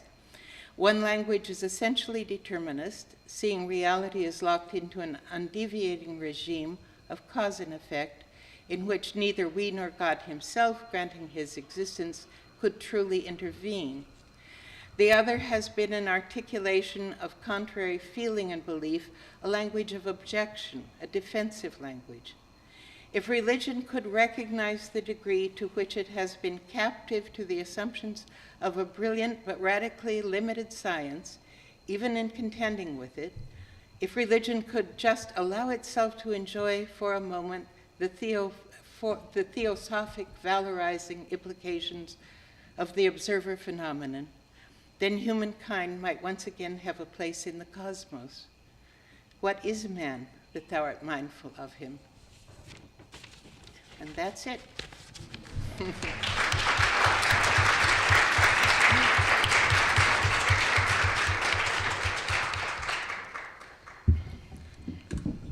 Thank you so much.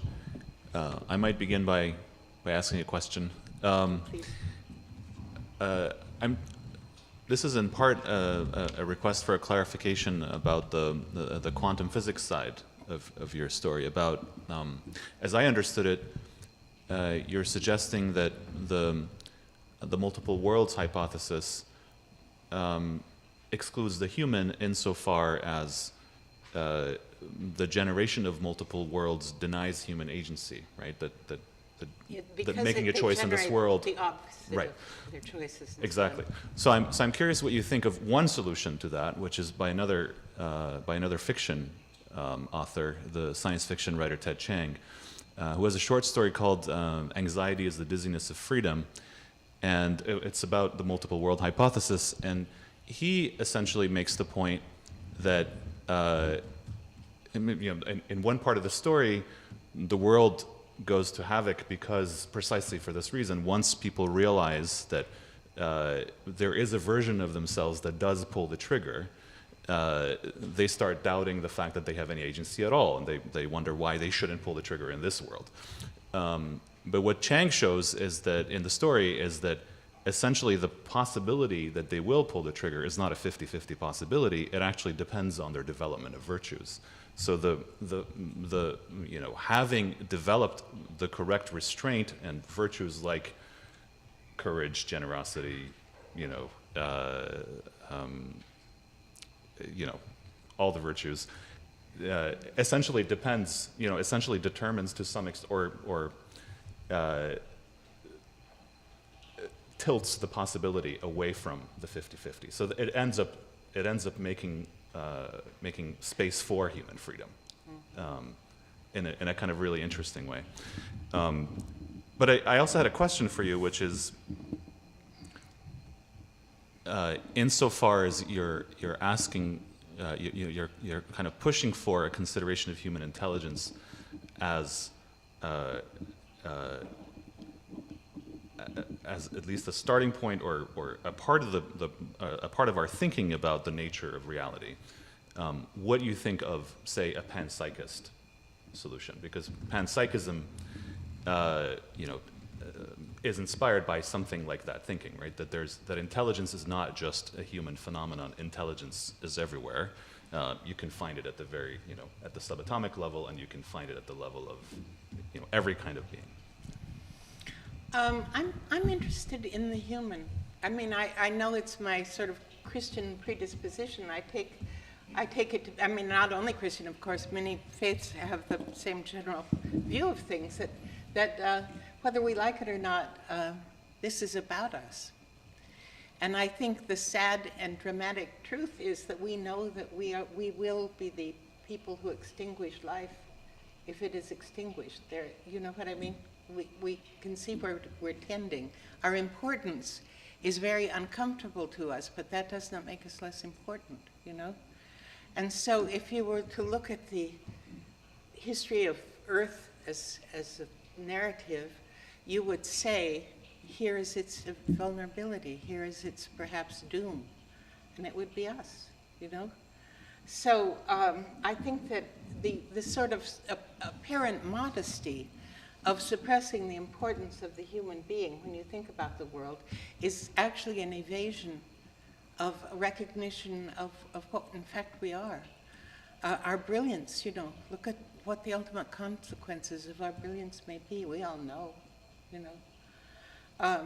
So, I mean, I don't think it's any kind of anthropocentrism on my part that inclines me to believe that we are the mystery. This is where we look, you know.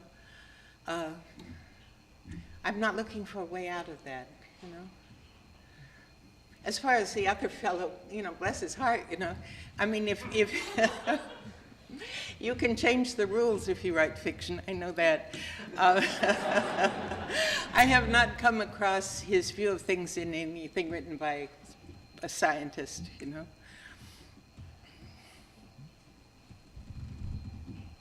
Yes, Bill. Thank you very much for a wonderful lecture, and a number of us have been trying to push some form of religious or theological humanism for quite some time, so thank you for that. Are you proposing, within that general stance, something like a new metaphysics of morals? That is, that we take human agency, not just thought, human agency as a key to the way we would want to construe the world. That would have to interact with other sciences, but our specific standpoint would be from human beings as moral creatures. Yes. Would that be correct? Yes, well, you know, I'm not the first to bring up the name Calvin. It makes me very happy. But in any case, Calvin says basically that virtue isn't something you do for your own sake. Virtue is the courtesy you owe other people. Yes. And I think that that is, you know, how to exist in the world. We are virtuous as a courtesy to other people. If that generalized, think how many problems would go away, you know? I think that our problems in the world are not wholly moral, but they are greatly moral. You know, I mean, I think people have created things like, you know, antibiotics and so on that could lead us into disaster, although they have been made scrupulously by people who had only philanthropic motives, you know. In other words, we're strange creatures, you know. And there are things that we do that turn out very badly, even though they're well intended. But on the other hand, a great deal of what we do is maliciously intended, and I think more overwhelmingly destructive. And our moral obligations are serious because our impact on everything is serious.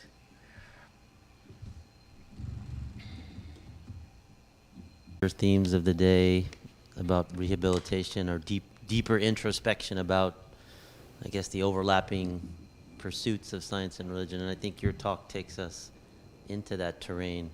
But it also occurred to me that that there was a point of connection, I think, between your talk and Peter Harrison's talk that might help us, I guess, understand these overlapping pursuits, but also maybe how we ended up with the conflict thesis.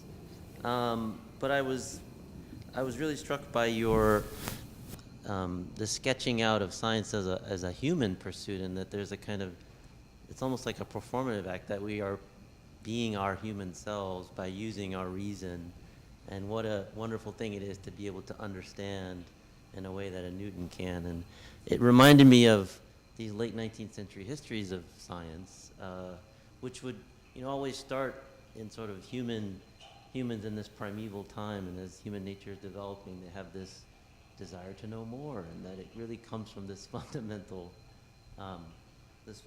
part of us.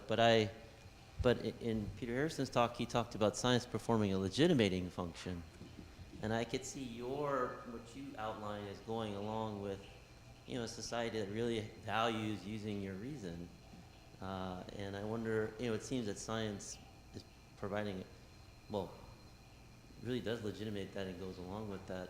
And I wondered if you agreed, and it seems that if it's doing that, then it's hard to dislodge the conflict thesis. But at the same time, I was struck by your comment that I'm interested in the human, and that came from a Christian perspective, because I think, a lot of other people tried to, I'm just thinking of the revival of the classical tradition, Greek, that, this emphasis on reason came from the Greek tradition. But yeah, and I'm feeling like Adrian did earlier, I don't know all of the theological ways in which, in the Christian tradition, you can be interested in the human and have everything, and kind of see us as at the center and how that would fit into that. But that, that's interesting, right? If there's a long tradition of valorizing our reason in the Christian tradition, and then you have another enterprise that's coming along, it would make sense that the new enterprise would push up the other, in the sense that they both need a legitimate reason. But anyway, just a few comments. Thank you.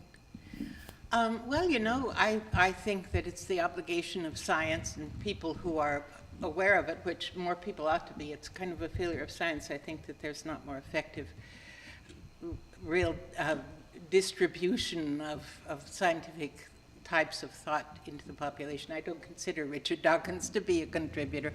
But in any case, I think one of the things that is absolutely necessary to do is think about reason. Because the fact is that reason has done a lot of pretty abominable things over the history of human life, many of the crimes and atrocities of the 19th century are directly owed to their conception of what is reason, what's reasonable. The colonial period is saturated with instances of that.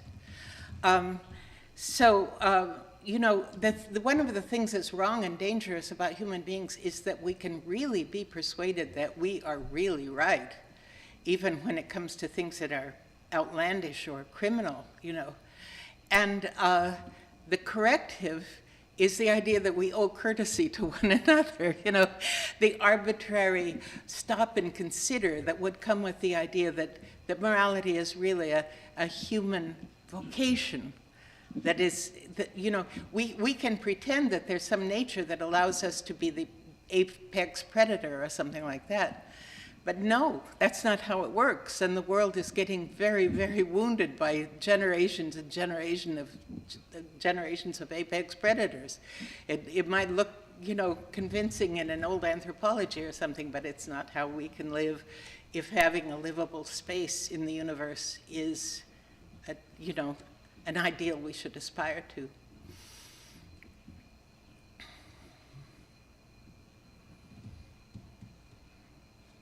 There's a hand. Yeah.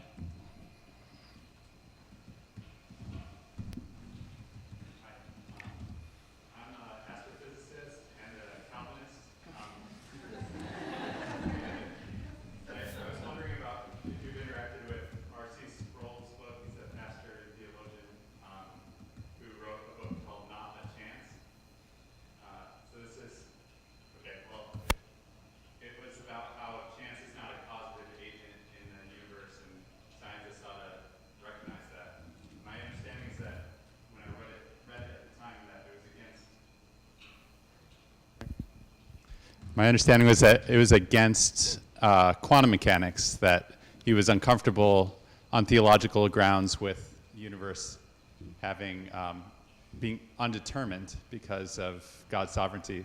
But you seem to embrace the idea of quantum mechanics as allowing for God's sovereignty. Do I have that right? Yes, you have that right. And it's God actually satisfies even the relatively modest descriptions we've made of him. Our greatest interaction with God is of his restraint. Nobody who believes in God in a serious way doubts his ability to act in any way at any time, at the same time that we are put in a world that is suited to us in the sense that we feel we can know it, We know how to predict its consequences of so on.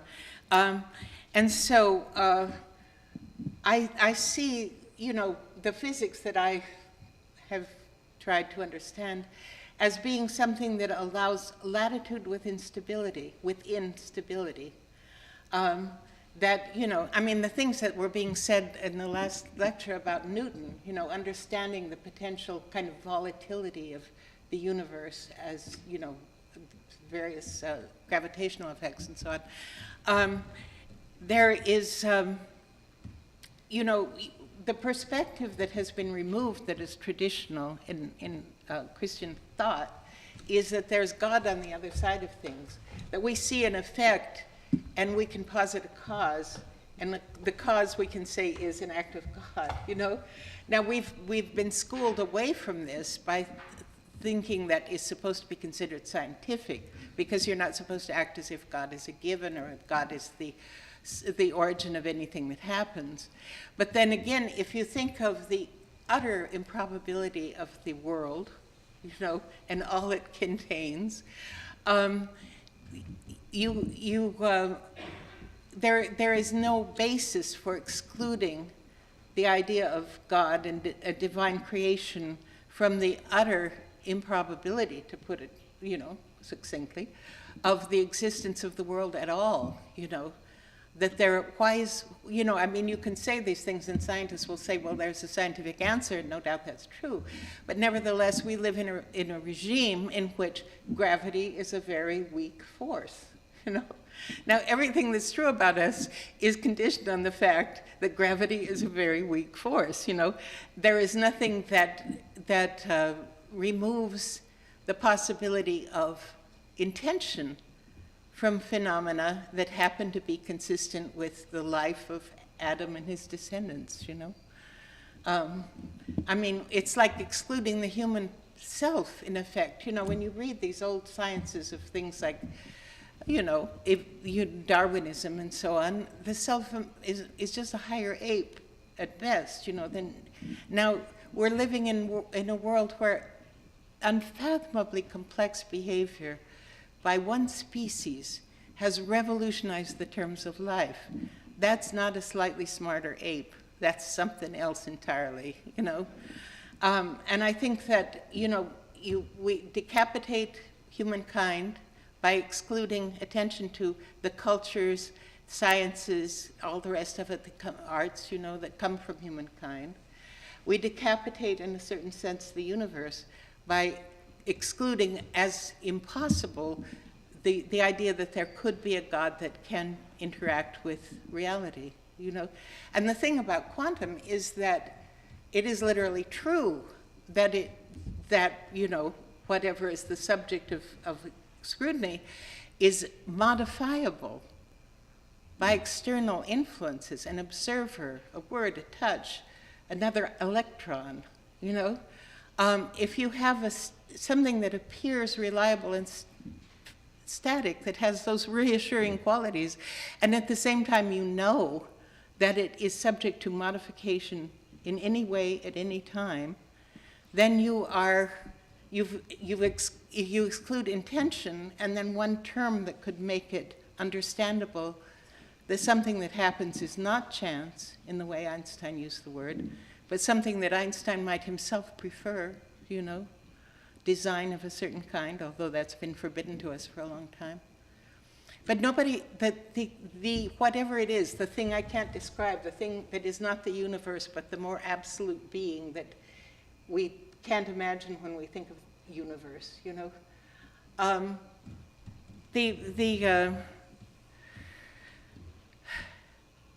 when we think of that, if we insist on things that look like, think of the word laws, he was speaking before about Newton and so on, talking about laws, and they're taking this from the Bible, you remember the Sabbath to keep it holy, how arbitrary is that, The whole meaning of the legal system in the Bible, except for things that are clearly sort of public health issues, is to acknowledge a reality above reality by acknowledging the arbitrariness of what one is obliged to do or not to, you know. So anyway, so it seems to me as if you try to understand the world in the quantum terms, insofar as I understand them, you cannot exclude such things as arbitrary dimensions of reality or arbitrary demands on human nature or arbitrary aspects of human nature, because if we are classically, theistic, we think of a will being active in the world that modifies what the world intrinsically, or the local reality of the world would be, you know.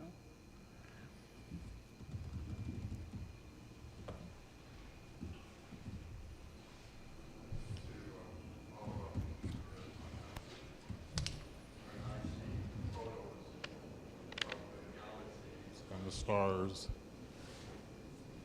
the Hubble, what do we call them, masterpieces, I don't feel like I can believe in the God that I, quote unquote, once knew as a child. What do those photos and personal, possibly, experiences of the Milky Way some nights at home, do they inspire part of the reflection that you've been giving us today? They certainly do. It's funny how certain things happen in your life, you know, and when I was a child, I went to church with my grandmother once, and I heard someone read Psalm 8. You know, I consider the heavens the works of their fingers, so on. And that, you know, it had the feeling at that moment, which I've never forgotten, that was significant for me. You know, it wasn't just a psalm, it was the psalm, you know. And I love the Hubble telescope. I love the successor telescope, you know. Especially when you start thinking in terms of the fact that extension and so on, just like Milton said, is a construct of the mind, not an intrinsic, you know, what we would call a fact or reality, you know. But there is this flaunting of creative possibility. Everywhere we look, more and more, you know, puzzling, you know, why do the galaxies closer to the edge of the universe look mature? They shouldn't, you know. All of that really is well, frankly, I read science to the extent that I do, and, you know, especially things about, you know, the universe, the starry universe, because it's better than most theology. Way.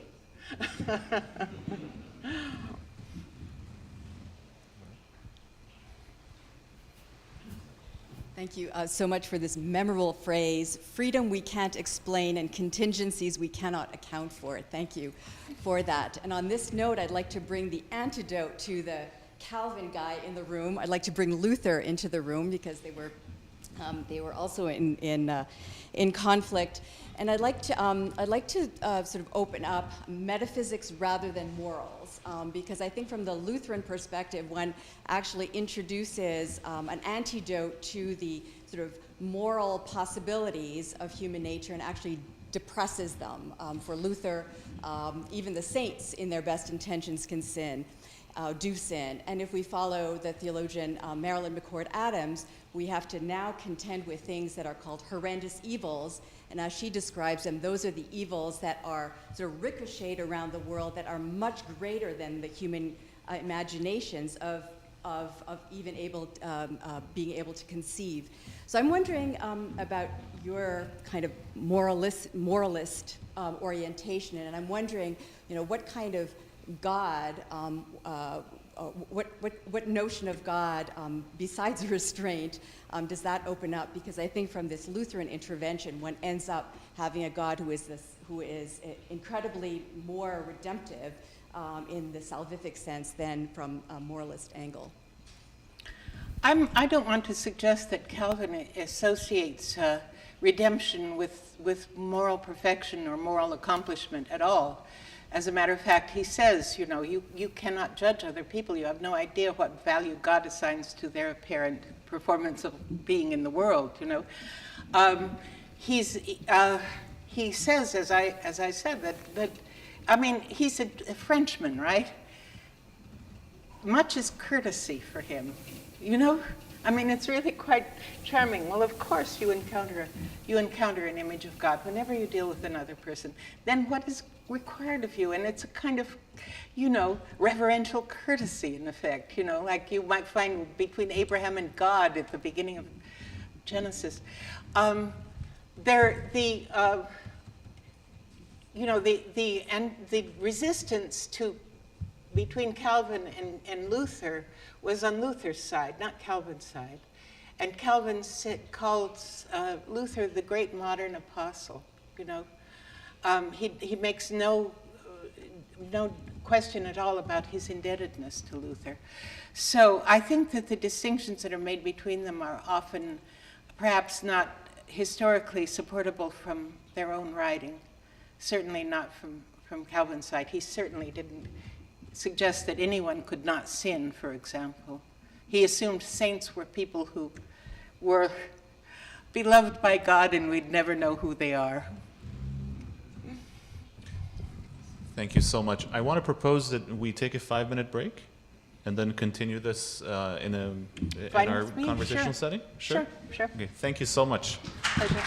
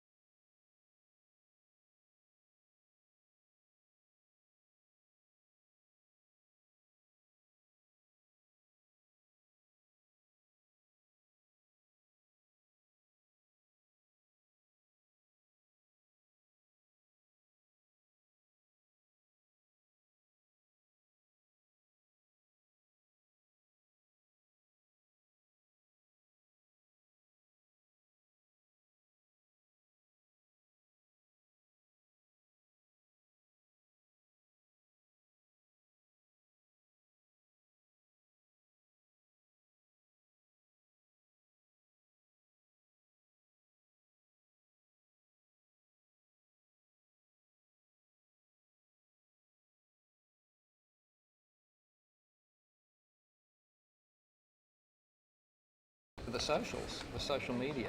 Exactly. Did you want to? Yeah. Why don't you say right here, and I'll grab this other one. Actually, if everybody can scoot over maybe a little. Yeah, sure.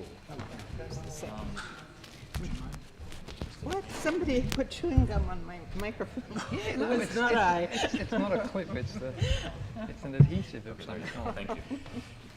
Well, it is an adhesive. There's no question about that. Now we've got some illiterate scribblings here. They must be yours. Exactly. Thank you. Thanks. Yeah, I'm fine. Thanks. Do you know which water is yours and which is mine? I think this is mine. No. All right. Well, thank you for those of you who have stayed with us until this moment. This part of the conversation is going to be very open-ended. We're going to begin with Peter Harrison, and at some point we'll just invite all of you to jump in. So,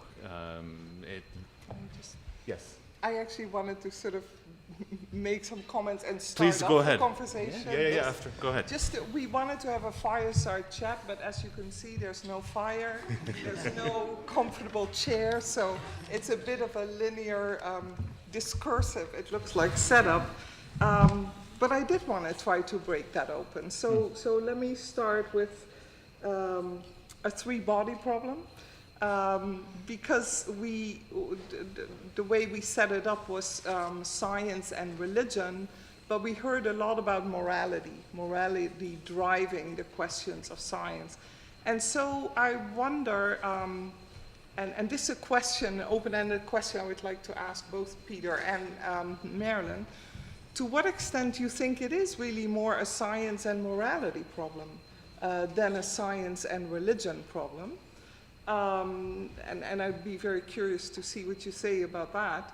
And then in terms of religion, because in this Hall of Angels we need to bring that in, the higher spheres in a way, I have a question for Marilynne about grace and for Peter about sin.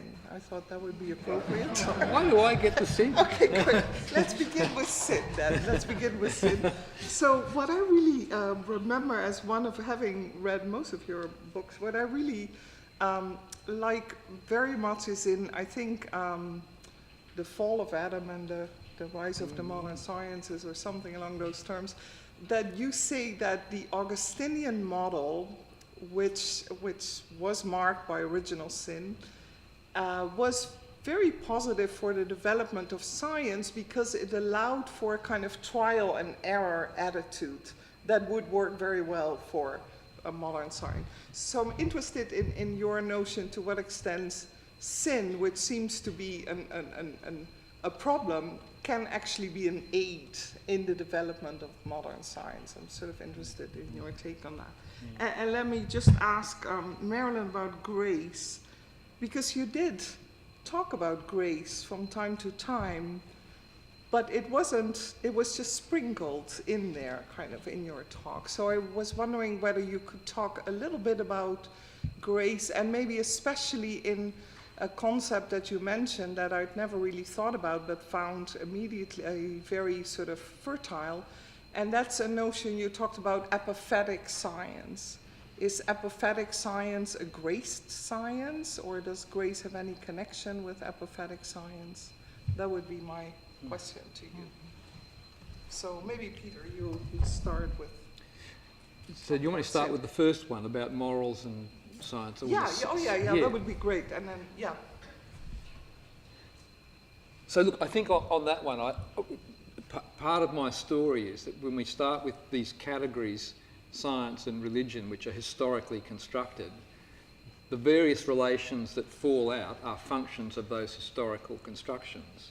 So in answer to your question, I'd be reluctant to replace those with an alternative set of problematic constructions. But I think, but I'm very sympathetic to the thrust of the question, which is, and I'd say rather values perhaps, which is, I know, equally problematic to morals. But I do think that fundamentally, if we're going to be reductionistic about it, many apparent disputes between science and religion turn out to be about fundamental value commitments. And that's not merely at the level of the things in the cartoon, but for scientists about the epistemic virtues, which is to say, what are the appropriate moral comportments of people in the knowledge quest, and what's the appropriate comportment for people who are religiously engaged. And I think part of the argument there is that there's an incompatibility, certainly for advocates of conflict. I think that ultimately that's what it boils down to. And that to some extent the doctrinal questions, whether it's evolution or whatever it is, are kind of epiphenomena of that deeper issue. So that's the short answer to that one. I'll come to sin when we've heard from Marilynne. I think that we have to be alert to the fact that religion is very historically bounded, and that it is not reliable in terms of adjudicating questions of right and wrong. You know, again, looking back to the 19th century, because we perhaps have some view of that, these countries that dealt in the cruelest colonial behavior thought of themselves, I think, as quite pious, quite religiously centered, you know. And part of their religious confidence was used by them to justify violence against people that were of other faiths or no faith. So I just, you know, I think morals are absolutely important. I think that they never cease to be a new problem. I think that very often people fall back on moral conceptions that they learned at their mother's knee without pausing to think, you know, about their mother's knee, you know. So if there's a conflict between religion and science, you know, look back to the old days of eugenics, when they were actually quite of one mind, religion and science, and we have denied or repented the consequences of that idea for a long time. So we've all got to be careful all the time and do new thinking all the time, because we can't rely on even what is presented to us as religion as keeping us on the straight and narrow. I wanted to follow up on this with a slight shift in perspective. So when Peter speaks about value systems and thinking about the way in which religion and science are associated with specific value systems, I think there's a slightly different way of thinking about values or virtues, and of course those mean different things, but that don't presume at the outset the existence of a total system where you derive those values, right? So if you start with practice, a practice of inquiry or questioning, let's say, right? What are the kinds of virtues or the kinds of values that guide an inquiry? Of course, there are idealized versions of those things, there are normative conceptions of those things, but in practice, how is it that a physicist or a theologian or a layperson engages in questioning and so on? I think that might help us to get beyond a certain overly coherent or overly systematized or totalistic conception of values, and then it might also help us to get beyond the kind of problem of, okay, religion says this or science says this other thing, right? It would open up then the possibility for what Marilynne is saying of a more open-ended, perhaps a more exploratory, a more open, you know, a more sort of creative openness to the different resources that are available to the inquirer, right? Rather than whatever, you know, these already preset deterministic ideas. Yeah, but if I could just come back, I think that's exactly right, which is to say that there are different disciplinary formations in, say, the sciences versus the humanities, and that's entirely appropriate, and none of that has anything to do with some overarching commitment to some Kantian whatever day or whatever. So I think that's entirely right, but there are still points at that level, I think, of potential conflict. If you take the comportment of the scientist, which is supposedly naturalistic in terms of the adoption for the purpose of the exercise of a methodological naturalism. And the difficulty, I think, is when that is assumed then to be a kind of universal frame that operates everywhere, and not one that you then leave at the laboratory door, and for other forms of knowledge you adopt a different kind of persona or you know, set of virtues. And again, I think this is where I think Weber was mistaken in thinking that the sciences were in some sense morally neutral, and which is the point, because I don't think they are. And if you think they are, it actually hides a set of implicit commitments that come with the package. So I think it's important, I think it's an excellent point, and we need to be conscious of what those commitments are and how far they will take us. I think that, you know, the human world is brilliantly constructed, so to speak. It's made so that all of us have consequence. All of us have to understand what is good, where meaning lies in individual encounters that we have, whether they're large or small, you know. I have a favorite Puritan who says that we will be judged twice, once when we die, and a second time when every consequence of everything we have said and done has been realized. Now, when you think about that, you know, I mean, it's kind of hair-raising, but when you think about it from the point of view of, for example, slandering a group of people, you know, you may say something once, and it's repeated 5 times, and then it's repeated 25 times, and then it's, you know, the source of a civil war, you know. It's a way of understanding the potential importance of any one of us at any time. And I think that that kind of consciousness of moral responsibility is something that could be, you know, applied to any circumstance. A scientist knows best, has the best possibility, at least, of understanding potential consequence of what she or he does. They're, you know, we defer to them because they are better judges than the laity, at the same time that often they have not exercised judgment, you know. John Favell. Yes, John Favell, my angel. Is that also why you called, I thought that was also very telling, you called the heroes of science also saints? Is that because, you know, as opposed to what Adrian was saying, the fight of science against priestcraft, there is a way in which scientists do religious work? Well, you know, there is the truth, you know, and this is a difficult question, but no scientist is wanting to find something that is not true, you know, and that is a kind of intellectual discipline that, you know, certainly in its best forms parallels very closely what a mystic might desire, you know.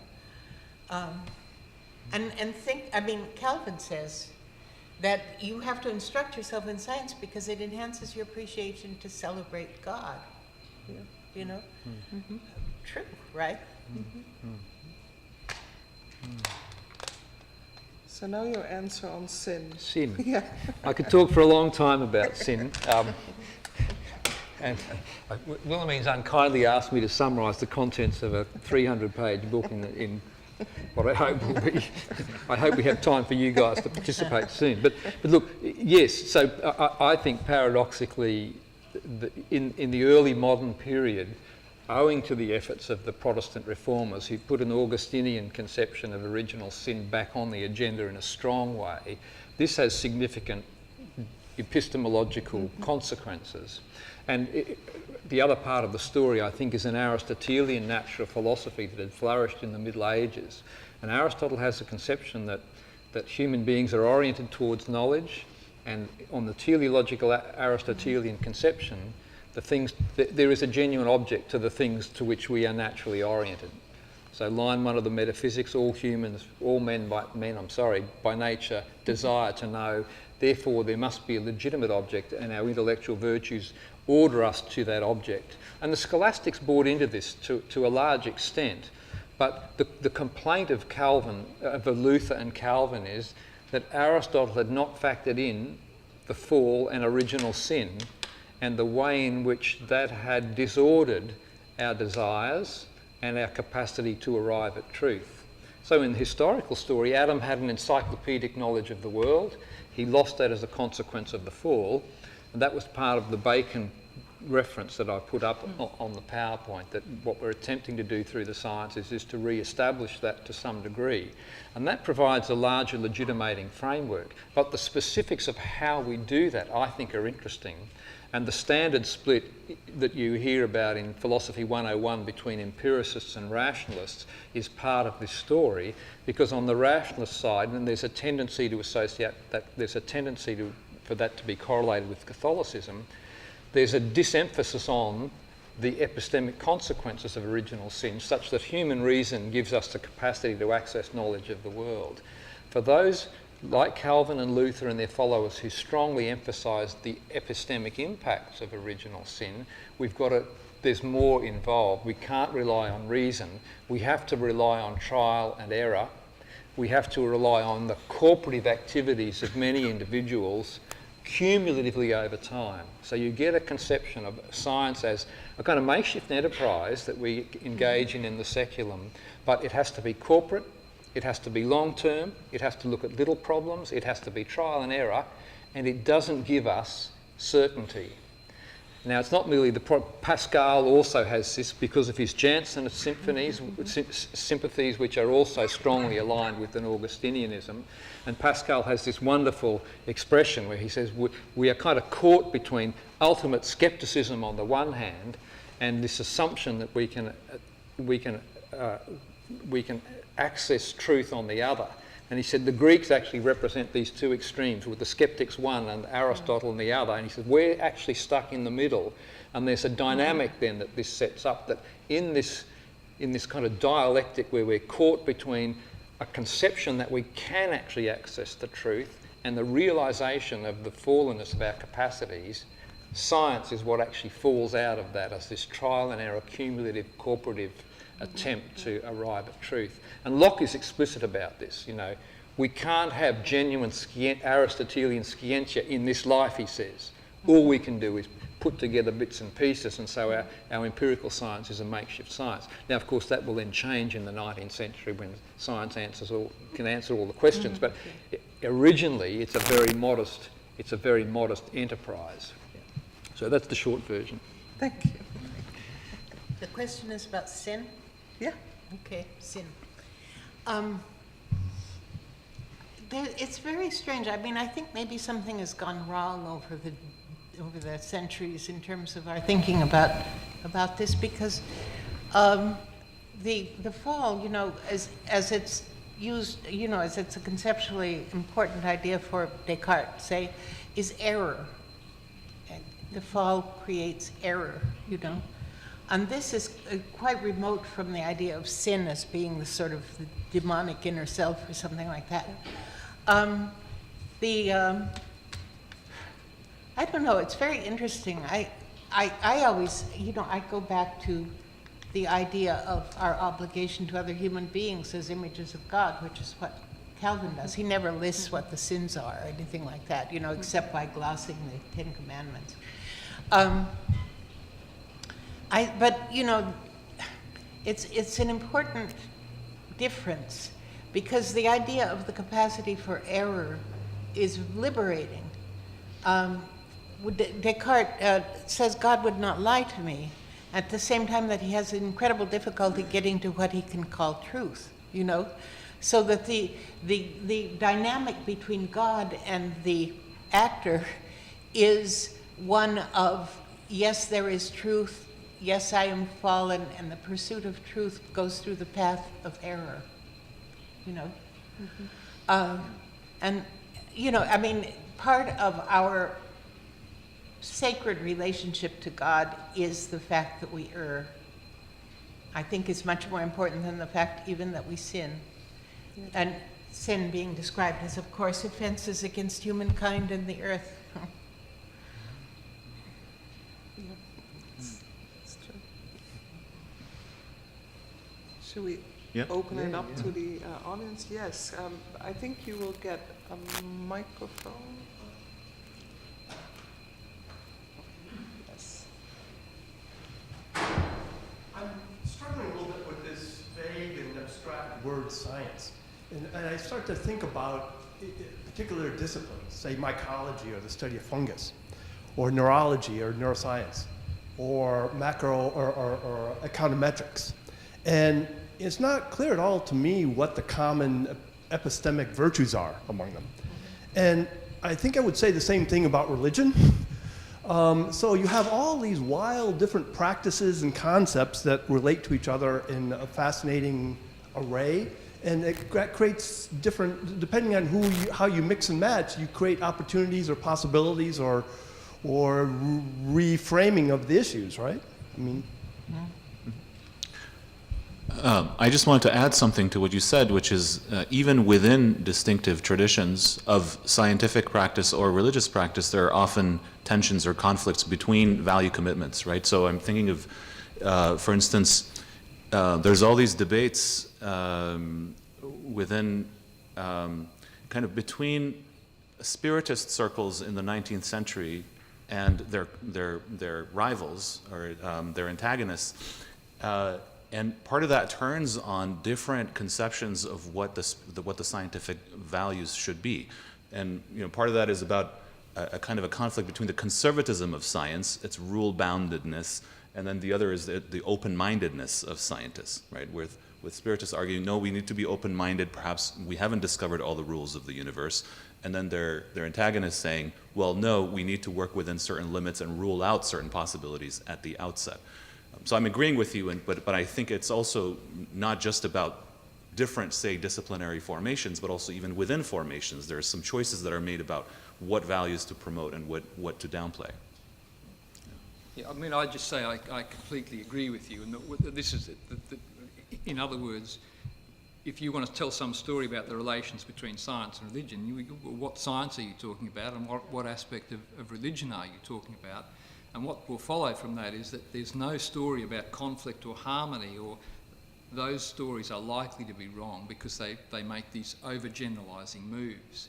And I think your point is the point that Paul Feyerabend notoriously made. He said, you look at what's going on in the sciences and anything goes. Now, it doesn't mean that there's an irrational activity, but there's a plurality of approaches, and there's a common sense attitude to figuring out how you're going to solve the problem. And that varies according to the objects of your study. So yes, you're right, absolutely right.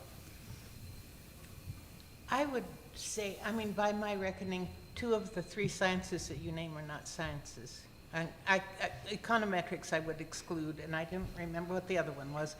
But they don't behave like sciences. They don't have the consequences of sciences.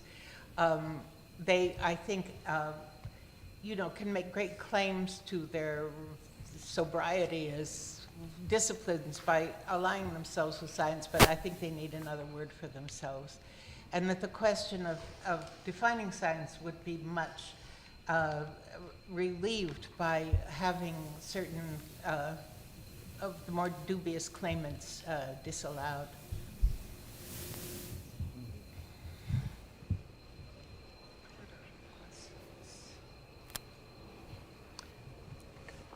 Over here.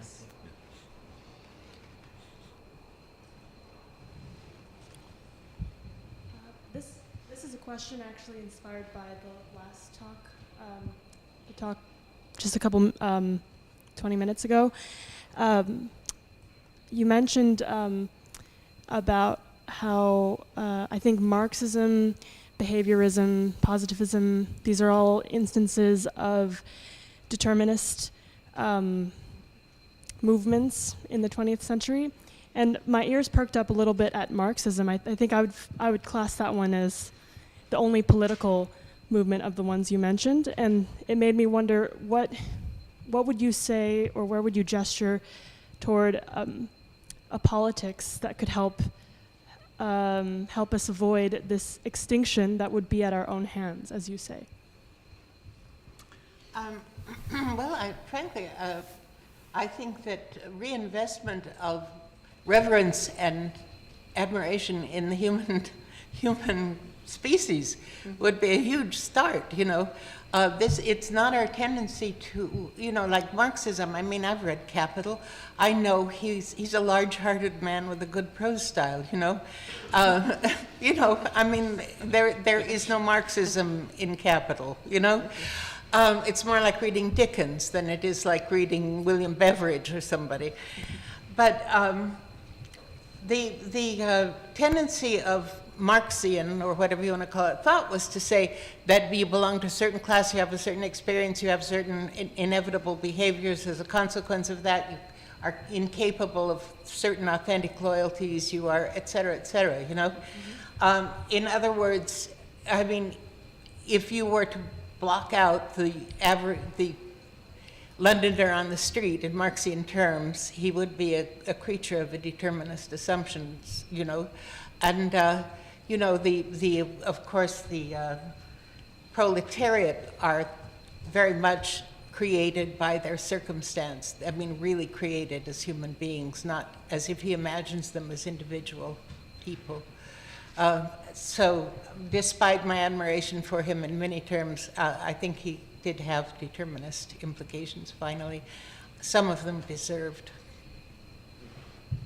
And as far as what we can do politically, let us be true to one another.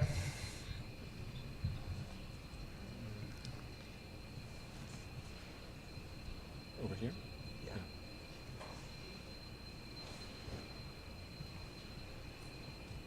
Thank you so much. Marilynne, I want to ask if you could clarify two positions to check and see if I understand. If I understand, I will expand it into a question for everyone.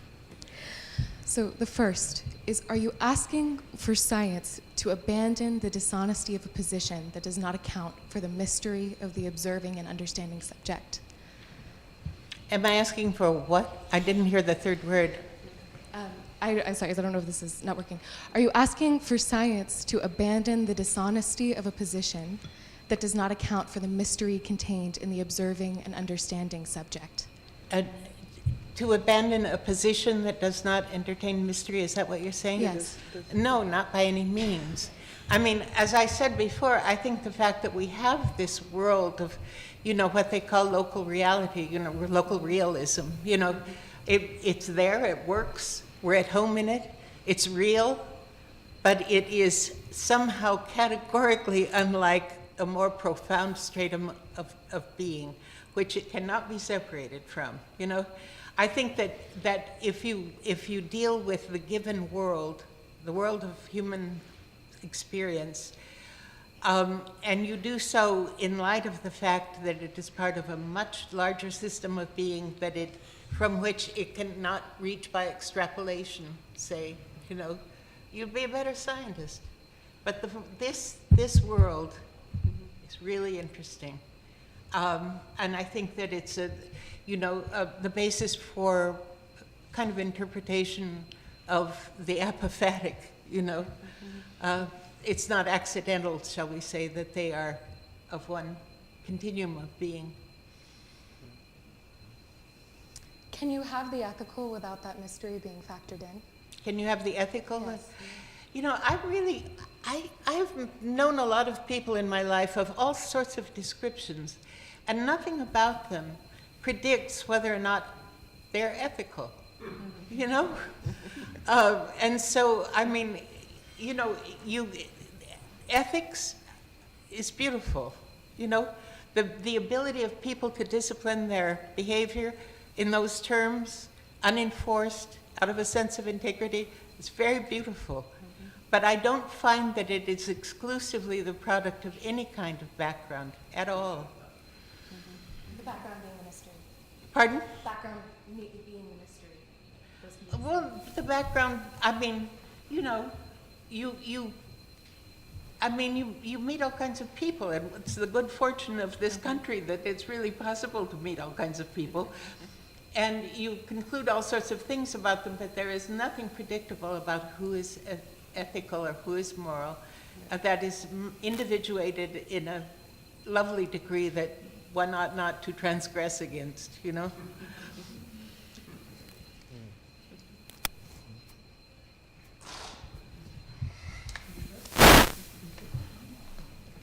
Thank you. I guess I want to bring up the cliched figure of Galileo, who's been mentioned a couple of times today, because he was such a kind of iconic figure in the whole issue about science and religion ever since Galileo, basically. But he takes on that position beyond himself, I think first through Milton in Areopagitica, maybe possibly John Wilkins slightly before that, but I think Milton more than anybody else. And then he echoes down through the Encyclopédie, as you pointed out, on into the 19th century contentions. And one of the things about the Galileo case, as it echoes down, is that it's not just about, as it were, the obscurantism and the self-importance and power-mongering of the Inquisition, but it also takes on a role as a kind of marker of the importance of freedom of expression for sciences and then more broadly for culture in general. And thinking about that, what I want to ask you about is the development of sort of levels of judgment and sieving and ring fencing and hierarchies, really, within the sciences themselves. Because as they've grown, so increasingly they've developed protocols for deciding who gets to speak and who gets to speak through which venues, how loud their voice is in the discipline. So the old image of Galileo in the old conflict model, where he represented sheer freedom of expression and one just spoke up in the way that Galileo did, and the truth would win. It's got a Miltonic notion that you can't praise a cloistered virtue. That debatably, that's in the current sciences an inapplicable notion, because we've got to the point where the sciences as an enterprise are so massive and they're so diverse and the range of institutions is so great that the kind of myth of freedom of expression that exists there is at best highly mediated. And in fact, to make a more concrete reference, a couple of weeks ago there was a conference at the Institute for the Formation of Knowledge here on science and liberalism. And Peter Gallison came from Harvard. Gallison's a historian of physics. And he was talking about the project that gave rise to the first photograph of a black hole a year or two ago. And this is one of these big physics projects with hundreds and hundreds of people involved in it from all over the place. And what they found, per Gallison's story, is that they basically had to develop an internal constitution which defined sort of hierarchies where almost voting would be done to decide who actually got to contribute opinions and how the decision was made about what the photograph actually was that was publicized of the black hole. It wasn't decided by nature. It was decided by a kind of deliberative democracy process. So I'm not sure exactly how to put this as a question, but I think it's something that emerges as a kind of notable asymmetry in discussions about science and religion, that we tend to think about religion as being full of all of these very mediated institutions like the Catholic Church, the Lutheran Church, and so forth. And we think of science, or the sciences in plural, as relatively kind of apolitical within themselves. But that's not the case, and it hasn't been the case for quite a long time. And you don't, as it were, speak freely without certain privileges within the sciences.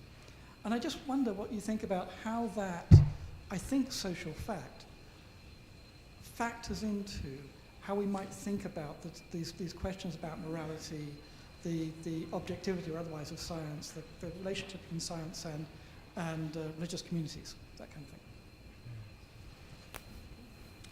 Yeah, I'll have a bit of a go at that, Adrian, and I wonder whether the construction of Galileo as the kind of the emblem of free speech is a bit of a red herring. think Milton is actually a key figure, and Milton did visit Galileo and records how he visited him.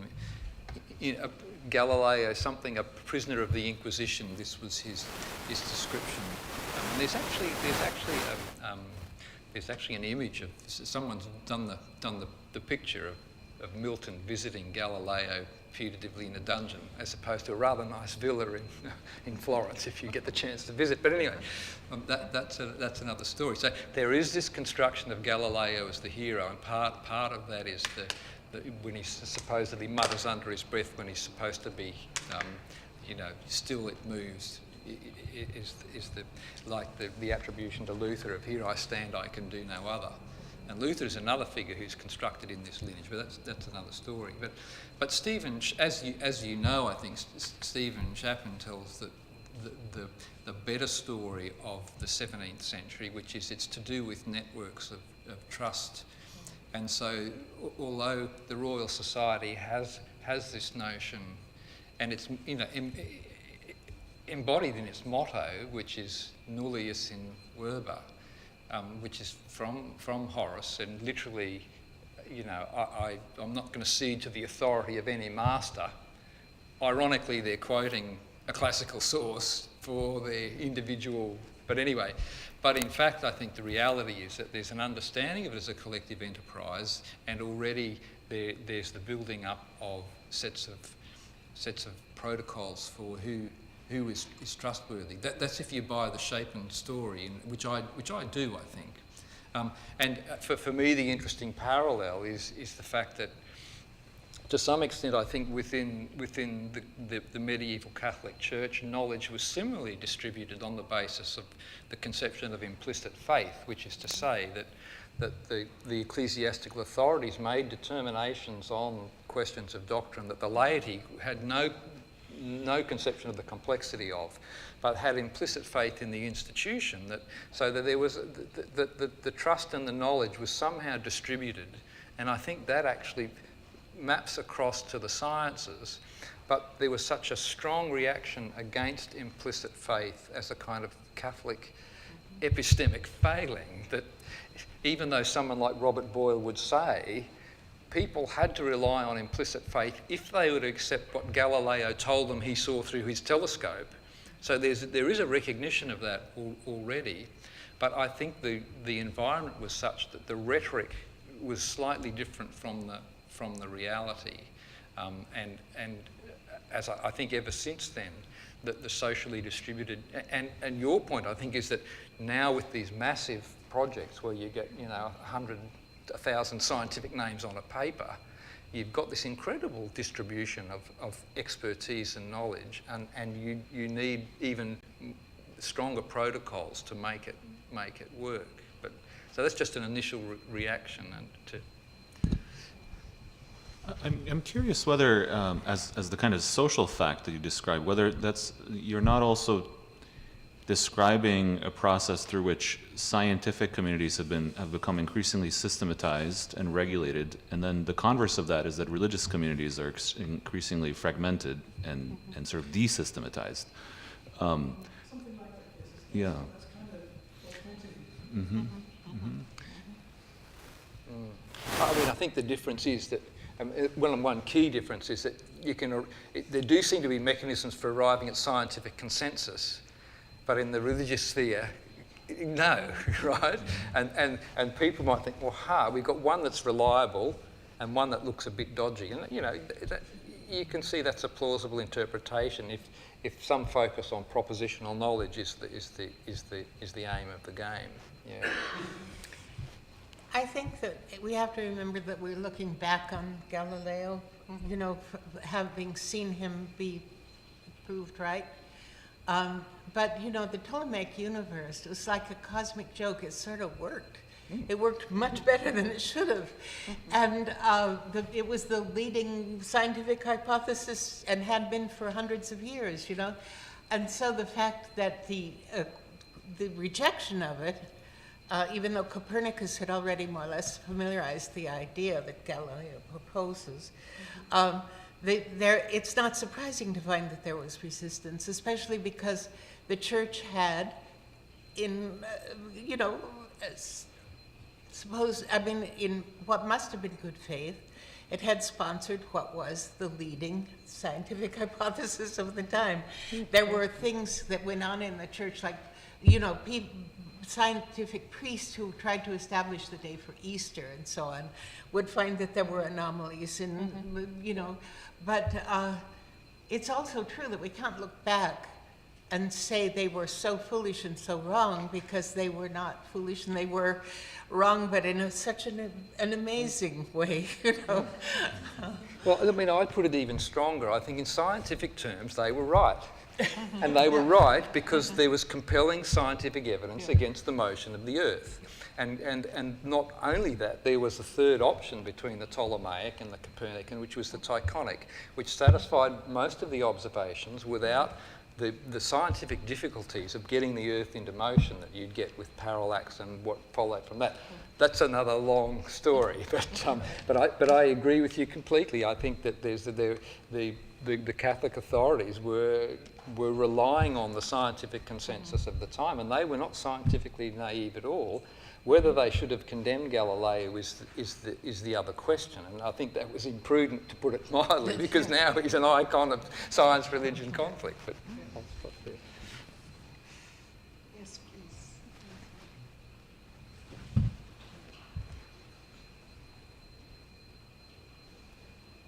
Thank you very much. So my question is sort of related to earlier one on like the variety within science and religion.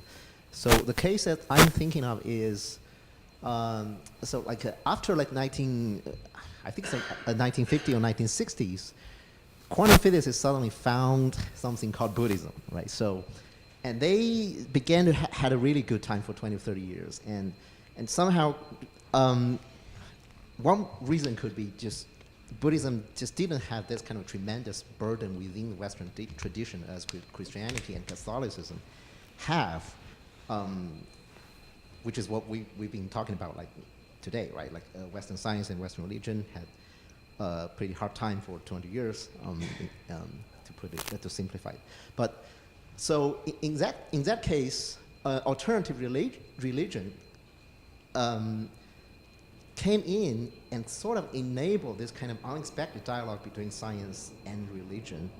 So my question is, because we've been also talking about this kind of pluralism of science and religion today, right? So, so it seems nowadays we're facing this many body problems of science and religion, right? Not like binary problems in many cases. So I just wonder like how much you can comment on this kind of many body problems of science and religion.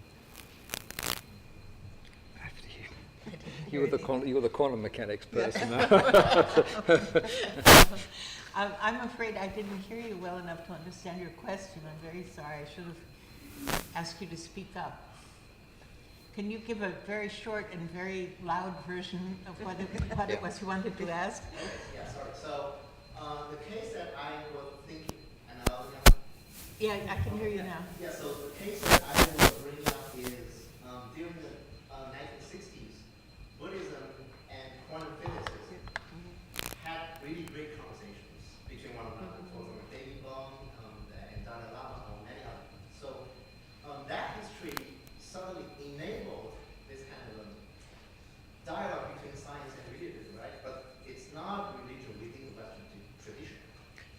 So my question is basically about many-body problems between multiple scientific traditions, multiple, I would say, multiple scientific disciplines versus multiple religious traditions, right? Rather than within, like, let's say, like single tradition of science and religion. So I just wonder whether you can comment on this. Well, you know, the question of religion is very profound. What is it, and what is meant by its varieties? You know, I taught in a program that recruits writers from really any English-speaking country for the most part. And so, and I was known as the religious person on the faculty, which was purely an accident of my writing about religion, because there were other religious people on the faculty. They just kept their cards to their vest, you know. Anyway, I was the religious professor, so if someone who was Hindu or Muslim was offended by the assumptions that people had about Hinduism or Islam, they would come to me and say, isn't that foolish? Is that so vulgar to misinterpret things in that way? I'd say, yes, you're right, because they were. But it became clear to me that under those circumstances, the fact that I engaged the conception of the universe as including God was a bond between them and me that meant they could talk to me. They always assumed that I would understand their objections or their questions, There is theism. And I know Buddhism doesn't claim to be a religion in the same sense that others are, and yet at the same time it opens on the universe in the way that religions do, insofar as people can talk across lines with that being a mediating conception and so on, it seems one need not make an issue of the fact that it doesn't call itself a religion. I think that theism and quantum physics are very compatible. They're so compatible in my mind that I'm afraid to believe what I believe, I'm sure that this would be true in the same degree for many people that are in any way like-minded, as far as a religious conception of being is concerned. Just a brief comment on that. There was a moment, and I'm thinking the 60s, the 1960s, where there was the Tao of physics and the dancing Wooly masters and the notion that Buddhism was somehow uniquely compatible with, say, quantum mechanics or conceptions of consciousness. And I'm a little bit dubious about that story, but I'm not an expert in it. But if you have a look at, I put Don Lopez's book, it's Buddhism and Science, A Guide for the Complexed. He talks about the ways in which Buddhism has been constructed by the West in light of particular conceptions of science. And I find his story quite compelling, but I'd invite you to just take a look at that if you're interested in that line of thought. Just another brief reference, How the Hippies Saved Physics by David Kaiser, where Deepak Chopra and the Tao of Physics, those folks appear, but in the very specific context of especially Bay Area physicists working outside of academic physics, because academic physics from the 50s onward, Kaiser argues, became much more concerned with calculation and with practical use than with the philosophical questions, the sorts of questions that Einstein and Bohr and so on were interested in.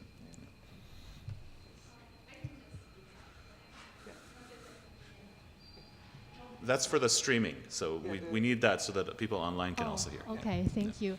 But I don't think we can just reduce this question to a constructivist understanding that, like, Buddhism is constructed in favor of Western acceptance, because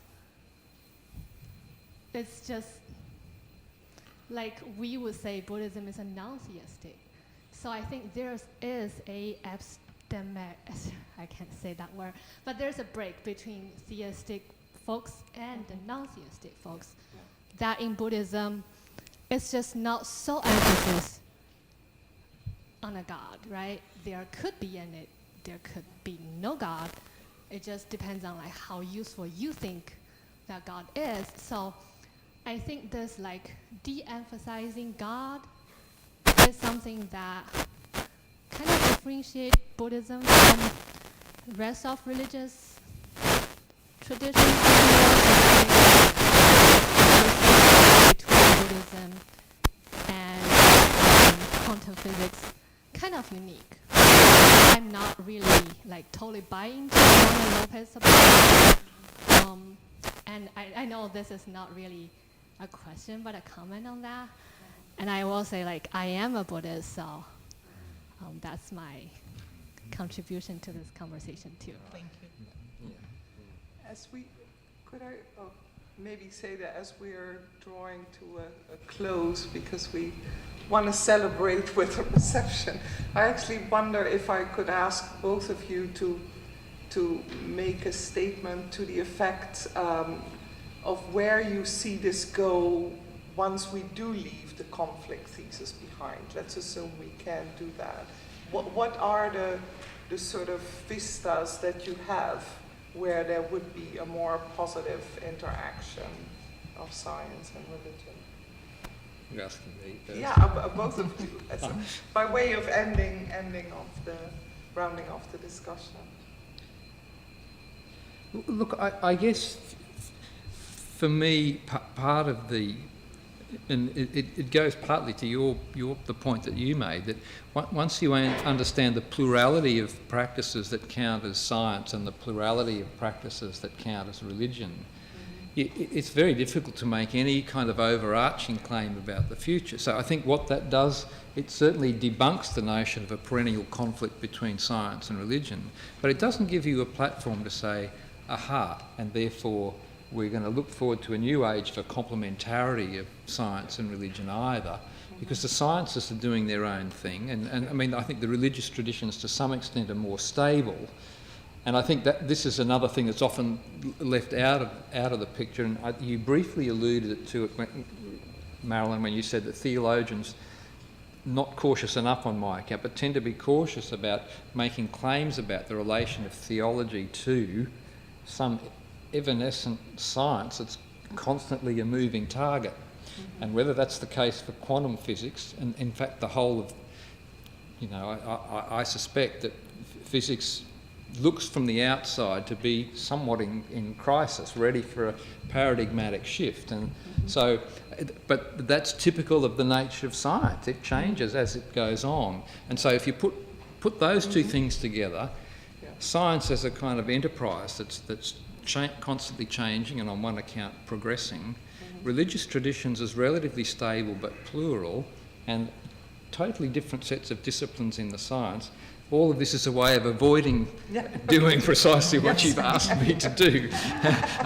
So I think what we can celebrate is leaving the conflict myth behind.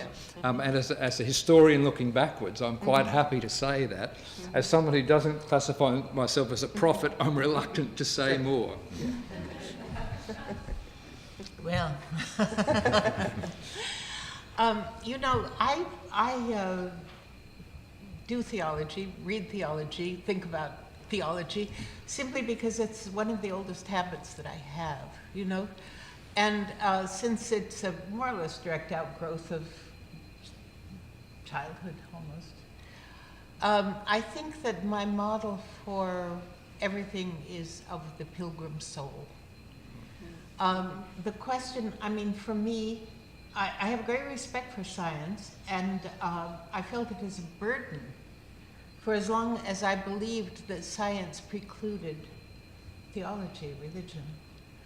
And then I felt it as a wonderful light thrown over science when it itself testified to the fact that it was much stranger, with more implications of freedom and possibility than I had ever understood from any previous version of it that I had taught to me, So from the point of my own sort of interior monologue, something really quite beautiful has happened. I think whether people think about science in terms of what it implies, in terms of freedom, openness, change, all the rest of it, that will be the change that will occur, we can't predict from this point because most people are still locked into what is a very partial view of reality,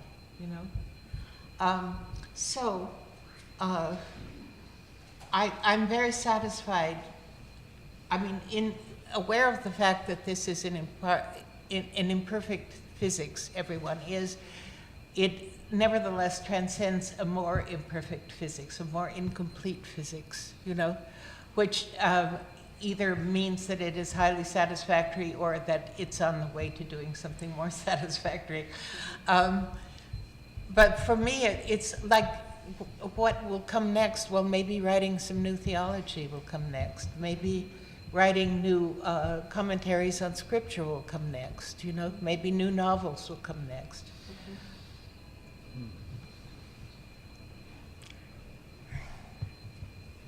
Good place to end? I think so. Yeah. Yeah. Thank you all.